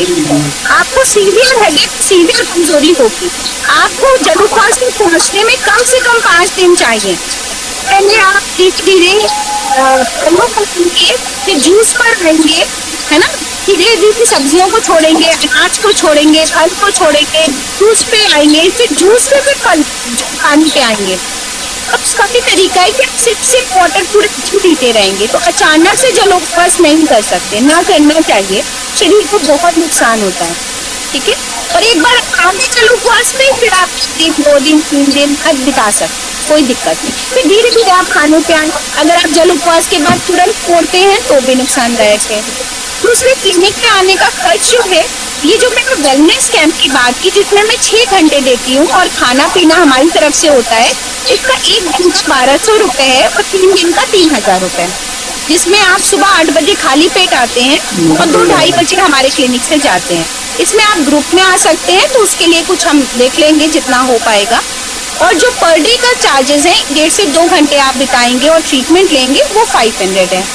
सो सीनियर सिटीजन डिस्काउंट 400, ऐसा। 400 डिस्काउंट या 400 चार्जेस?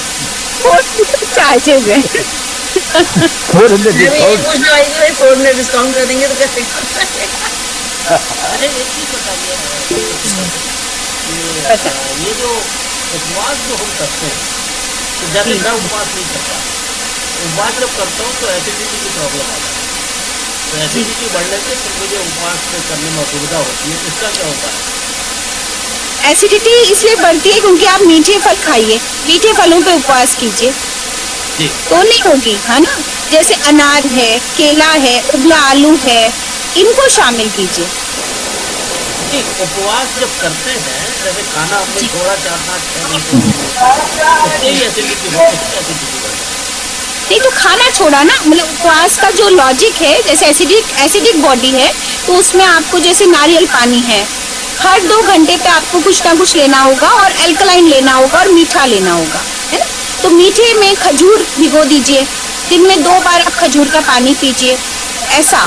तो आपको ऐसा वाला डाइट प्लान चाहिए, तब नहीं होगा। लेकिन जो लोग डायबिटिक है वो मीठा भी नहीं ले पाएंगे। जो डायबिटिक है वो अंजीर लेंगे, अंजीर से भी फायदा होगा। डायबिटिक डाइट चार्ट जो होगा वो लेंगे तो उनको उससे फायदा होगा।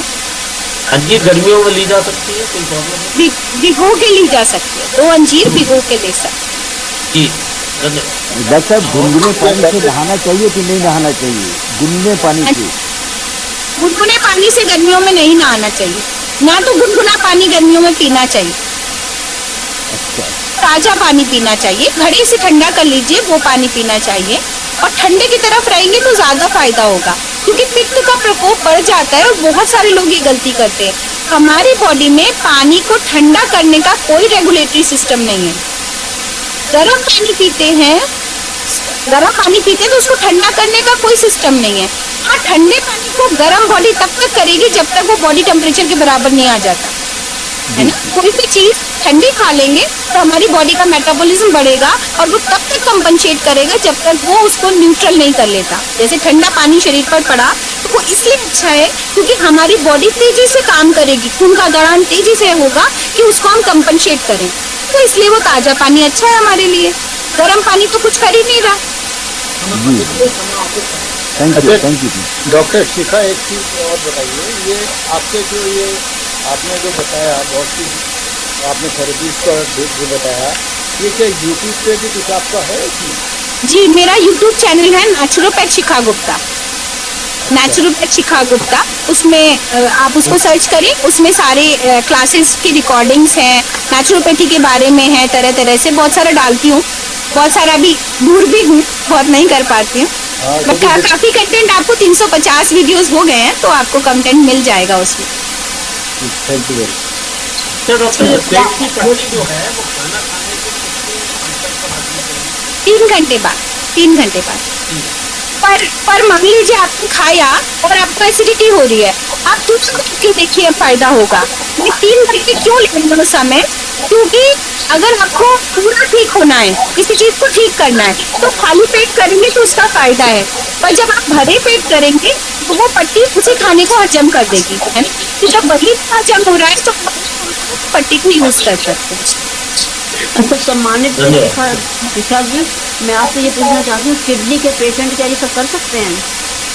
सब कर सकते हैं किडनी के पेशेंट्स, और उनको ये वार्म बाथ, मतलब जो स्टीम बाथ है, वार्म बाथ है, मड बाथ है, ये सब उनको बहुत फायदा करेगा।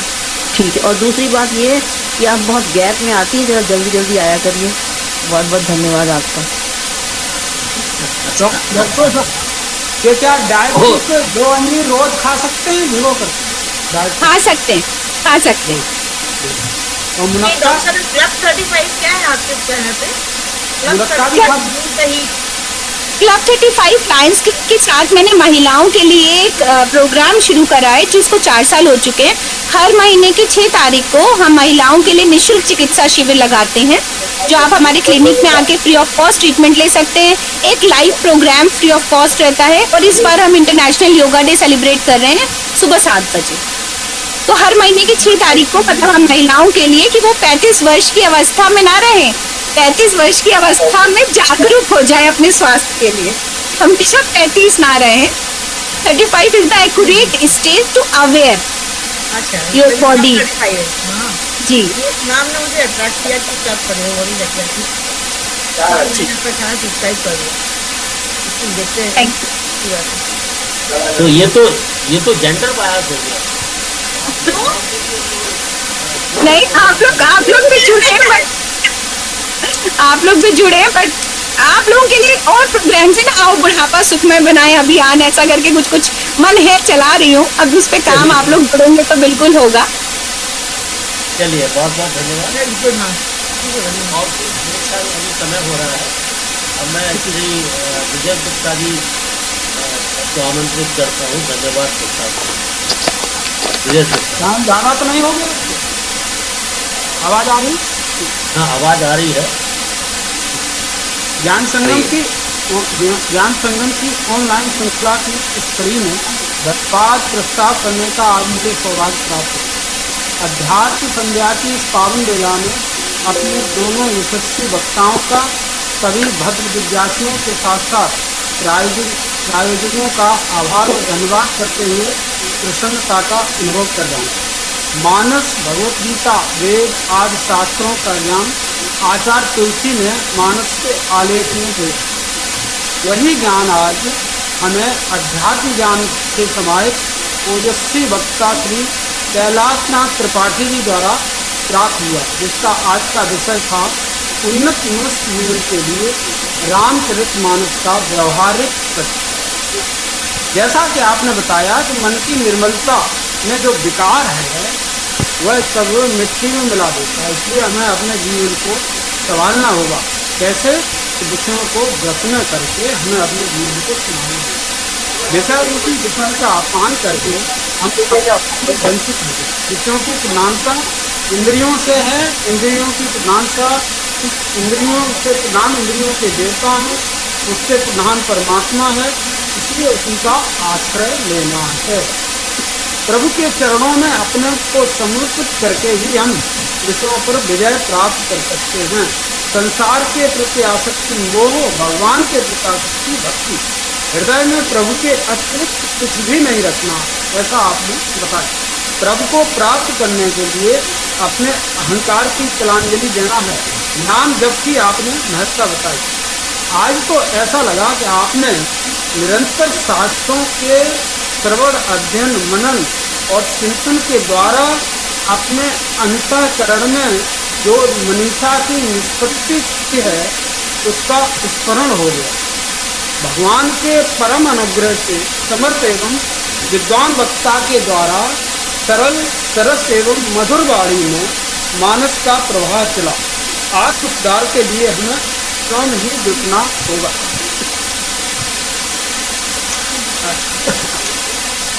आज के उन्नत मनुष्य जीवन के मानस का व्यवहार पर आज ये विषय था ना, इसके ऊपर में एक छोटा सा दृष्टांत देना चाहेंगे। विषय के परिप्रेक्ष्य में मानस के एक और महत्वपूर्ण प्रसंग, बड़ा महत्वपूर्ण प्रसंग है मानस का, उसको हमें यहाँ उद्धृत करना चाहिए। भगवान राम वनवास के बाद वाल्मीकि आश्रम में पहुंचते। भगवान राम वनवास के बाद वाल्मीकि आश्रम में पहुंचते ऋषि कहते हैं कि आपका तो राज सिंहासन होना था और आप तपस्वी की वेश वेशभूषा में यहाँ पर ये सब कैसे हो गया? भगवान कहते हैं आप तो त्रिकालदर्शी हैं, कुछ भी आपसे छुपा नहीं है। आपके सामने विश्व ऐसा है जैसे बेर का एक फल हाथ में रखा हो और आप पूरी तरह से उसे देख सकते हैं। फिर भी मुझे स्वयं आपको पूरी बात बतानी चाहिए। भगवान बता रहे हैं किस प्रकार मंथरा ने माँ कैकेयी की बुद्धि को भ्रमित किया, किस प्रकार कैकेयी ने वनवास की योजना की और किस प्रकार उन्हें 14 वर्ष का वनवास मिला। वाल्मीकि जी ने पूरी बात सुनी, कहा ठीक है ये घटना घट गई, अब इस घटना की व्याख्या करो। भगवान राम से कहते हैं वाल्मीकि जी कि अब इस घटना की व्याख्या करो, इस घटना के प्रति तुम्हारे मन में भाव क्या? भगवान कहते हैं कि ये मेरे पुण्यों का फल। देखिए दृष्टि देखिए ना भगवान की। भगवान कहते हैं ये मेरे पुण्यों का फल है, सब मम पुण्य प्रभावी। भगवान वनवास जैसी भयंकर परिस्थिति को भी पाप का फल नहीं कहते, मानते। कितनी भी अशुभ घटना हो उसमें शुभ पक्ष अवश्य होता है। पिता क्या क्या भगवान देख रहे हैं, राम क्या देख रहे हैं इस घटना में? पिता महाराज दशरथ के वचन की सिद्धि हो गई, कैकेयी माता की इच्छा पूरी हुई, भरत को राज्य मिल गया, केवट और निषाद जैसे भक्तों से भेंट हुई, आप जैसे ऋषियों का दर्शन प्राप्त हुआ और आगे भी होगा। इसलिए हमें भगवान की प्रेरणा दे रहे हैं, प्रारब्ध बस परिस्थिति हमें मिलती है, हमारे चाहने न चाहने से कुछ नहीं होता, परंतु उस परिस्थिति को कैसे देखा जाए इसकी स्वतंत्रता हमको मिली है। तो प्रारब्धवश परिस्थिति आती है, हमारे अंतःकरण में निष्पत्ति कैसी हो रही है। जो परिस्थिति आई हम अपने अंतःकरण किस तरह से ले रहे हैं, उसका पक्ष कैसा है। राम जैसा व्यवहार चाहिए, राम जैसी सकारात्मक दृष्टि हमें रखनी चाहिए। इसी के लिए राम ने ये अपनी दृष्टि को वो बताया उनको। पुनः श्री त्रिपाठी जी को अतिशय धन्यवाद। आज दूसरी हमारी विदुषी वक्ता हैं डॉक्टर शिखा गुप्ता, जिनका आज का विषय रहा है गर्मियों में जल चिकित्सा की उपयोगिता, हाइड्रोथेरेपी। अस्तु ने कहा है चिकित्सक उपचार करते हैं, प्रकृति अच्छा करती है। चिकित्सक उपचार करते हैं, प्रकृति अच्छा करती है। प्राकृतिक चिकित्सा को प्रारंभ में जल चिकित्सा के नाम से जाना जाता था। अजीर्ण होने पर जल औषधि है, पच जाने पर जल बल देता है, भोजन के समय जल अमृत के समान है और भोजन के अंत में जिसका फल देता है। आपने जल चिकित्सा के अनेक उपाय बताए, जल लेपी का अभ्यास बताया, मुंह में पानी भरना, तेल के साथ पानी भरना, और बहुत सारे प्रोग्राम आपने क्लिनिक में ही इम्प्लीमेंट कर रही हैं वो बताया, आप एक्टिव प्रोग्राम चला रही हैं वो बताया। जल चिकित्सा की बहुत छोटी छोटी क्रियाओं को आपने अपने तरीके से प्रस्तुत किया और प्रेरित किया। और आपने फूड प्रोग्रामिंग के बारे में भी बहुत बताया, आप जल नीति का अभ्यास भी बताया। इस तरह से आपने ह्यूमन प्रॉब्लम्स को दूर करने के लिए बहुत सारे उपाय बताए। बहुत बहुत धन्यवाद डॉक्टर शिखा गुप्ता को, धन्यवाद। उनके साथ हम अपना आज का प्रोग्राम, आगे का प्रोग्राम अभी ये थोड़ा सा भी रुक जाइए। अब विशिष्ट अतिथि का धन्यवाद व आभार प्रकट करते हैं। आपके कारण ही, विशिष्ट अतिथियों के कारण ही हमारा ये ज्ञान संगम का कार्यक्रम सफलतापूर्वक संपन्न हो रहा है। निश्चय ही आपने शरीर और चेतना दोनों के लिए लाभकारी दो विद्वान वक्ताओं द्वारा ऐतिहासिक ज्ञान का अवश्य लाभ उठाया होगा। आपकी उपस्थिति के कारण ही हमारी निरंतर उत्सुकता बनी रहती है। इस कार्यक्रम के सूत्रधार सर्वश्री एस.एन. गुप्ता, श्रीमती रीता गुप्ता का मैं अभिनंदन करता हूं और ईश्वर का वंदन करता हूं, धन्यवाद करता हूं, जिन्होंने इन्हें इस पुनीत कार्यक्रम के लिए विशिष्ट के लिए प्रेरणा दी। आज आप इस भव्य कार्यक्रम का विशिष्ट शैली में संपादन भी कर रहे हैं। चित्तरंजय बीड़ा वादनी, धन्यवाद करता हूँ श्रीमती आशा श्रीवास्तव जी का, जिन्होंने माधुर्य एवं रस से युक्त वाणी द्वारा बीड़ा वादनी माँ सरस्वती की वंदना कर हम सबको अनुग्रहित किया। अंत में कार्यक्रम के सुचारू संचालन के लिए उप संयोजक श्री एस.के. मिश्री, आचार्य श्री शीतल प्रसाद वर्मा जी, डॉक्टर एस.सी. टंडन साहब, श्री सहदेव श्री कुशवाहा जी और खरड़ाई एस.एन. झा, श्री एस.सी. सक्सेना जी का भी आभार एवं धन्यवाद। चलिए, धन्यवाद के लिए श्री विजय गुप्ता जी को धन्यवाद। यहीं पर हम कार्यक्रम की समाप्ति करते हैं। सबका बहुत बहुत अभिनंदन, स्वागत और धन्यवाद। नमस्कार। इसमें कुछ एक मिनट, नमो नमो। इसमें कुछ चैट बॉक्स में कुछ आया है। सत्येंद्र शर्मा जी की चैट पढ़ी आपने क्या? डॉक्टर शिखा जी ने पढ़ी? चैट बॉक्स में देखिए, लिंक खुला हुआ है, 4-5 सवाल है। आपका माइक को अनम्यूट कर लीजिए आप। जी, मैं देख लेती हूँ, रिप्लाई कर देती हूँ। शिखा मैडम जी, आपके क्लिनिक में आकर सीखने में खर्चा कितना लगेगा? जैसा कि मैंने डे प्रोग्राम का बताया है, बस वही खर्च रहेगा, उसी में आपको सिखाएंगे। चाहे आप ट्रीटमेंट ले लें, चाहे सीख लें। क्लिनिक कहाँ पर है? क्लिनिक नाबार्ड के सामने sector H, Stella Mary school के बगल में जो पार्क है, ड्रीम वर्ल्ड एम्यूजमेंट पार्क, वहीं पर हमारा क्लिनिक है। मॉर्निंग में 10 से 1 मैं मिलती हूँ, बाकी जिस अकॉर्डिंग टू पेशेंट आती जाती रहती हूँ, शाम को भी। महोदय जी, ये जो एजुकेशनल प्रोग्राम चलाते हैं, ये sector H, Aashana power house चौराहे के पास। जी, आशाना पावर हाउस चौराहे के पास सेक्टर एच में। देन महोदय, आपके ऑनलाइन सेशन जुड़ने के लिए ज्ञान, अच्छा, आज तो किसी ने शेयर किया, लिंक मिल गया था। जतिन जी, हमारे जो नेचुरोपैथी के प्रोग्राम्स हैं वो हैं, और मैं चाहूँगी ऐसे जी को मैं भेजती रहूँगी, जो लोग जुड़ना चाहेंगे तो जुड़ जाएंगे। हमारा 6 तारीख को जो प्रोग्राम होता है वो निःशुल्क रहता है, उसके लिए मैं बिल्कुल कहूँगी। और बाकी हमारा यूट्यूब चैनल नेचुरोपैथ शिखा गुप्ता है, फेसबुक पेज है HIW होलिस्टिक क्लिनिक, जिस पे मैं बहुत ज़्यादा एक्टिव रहती हूँ। Thank you. Thank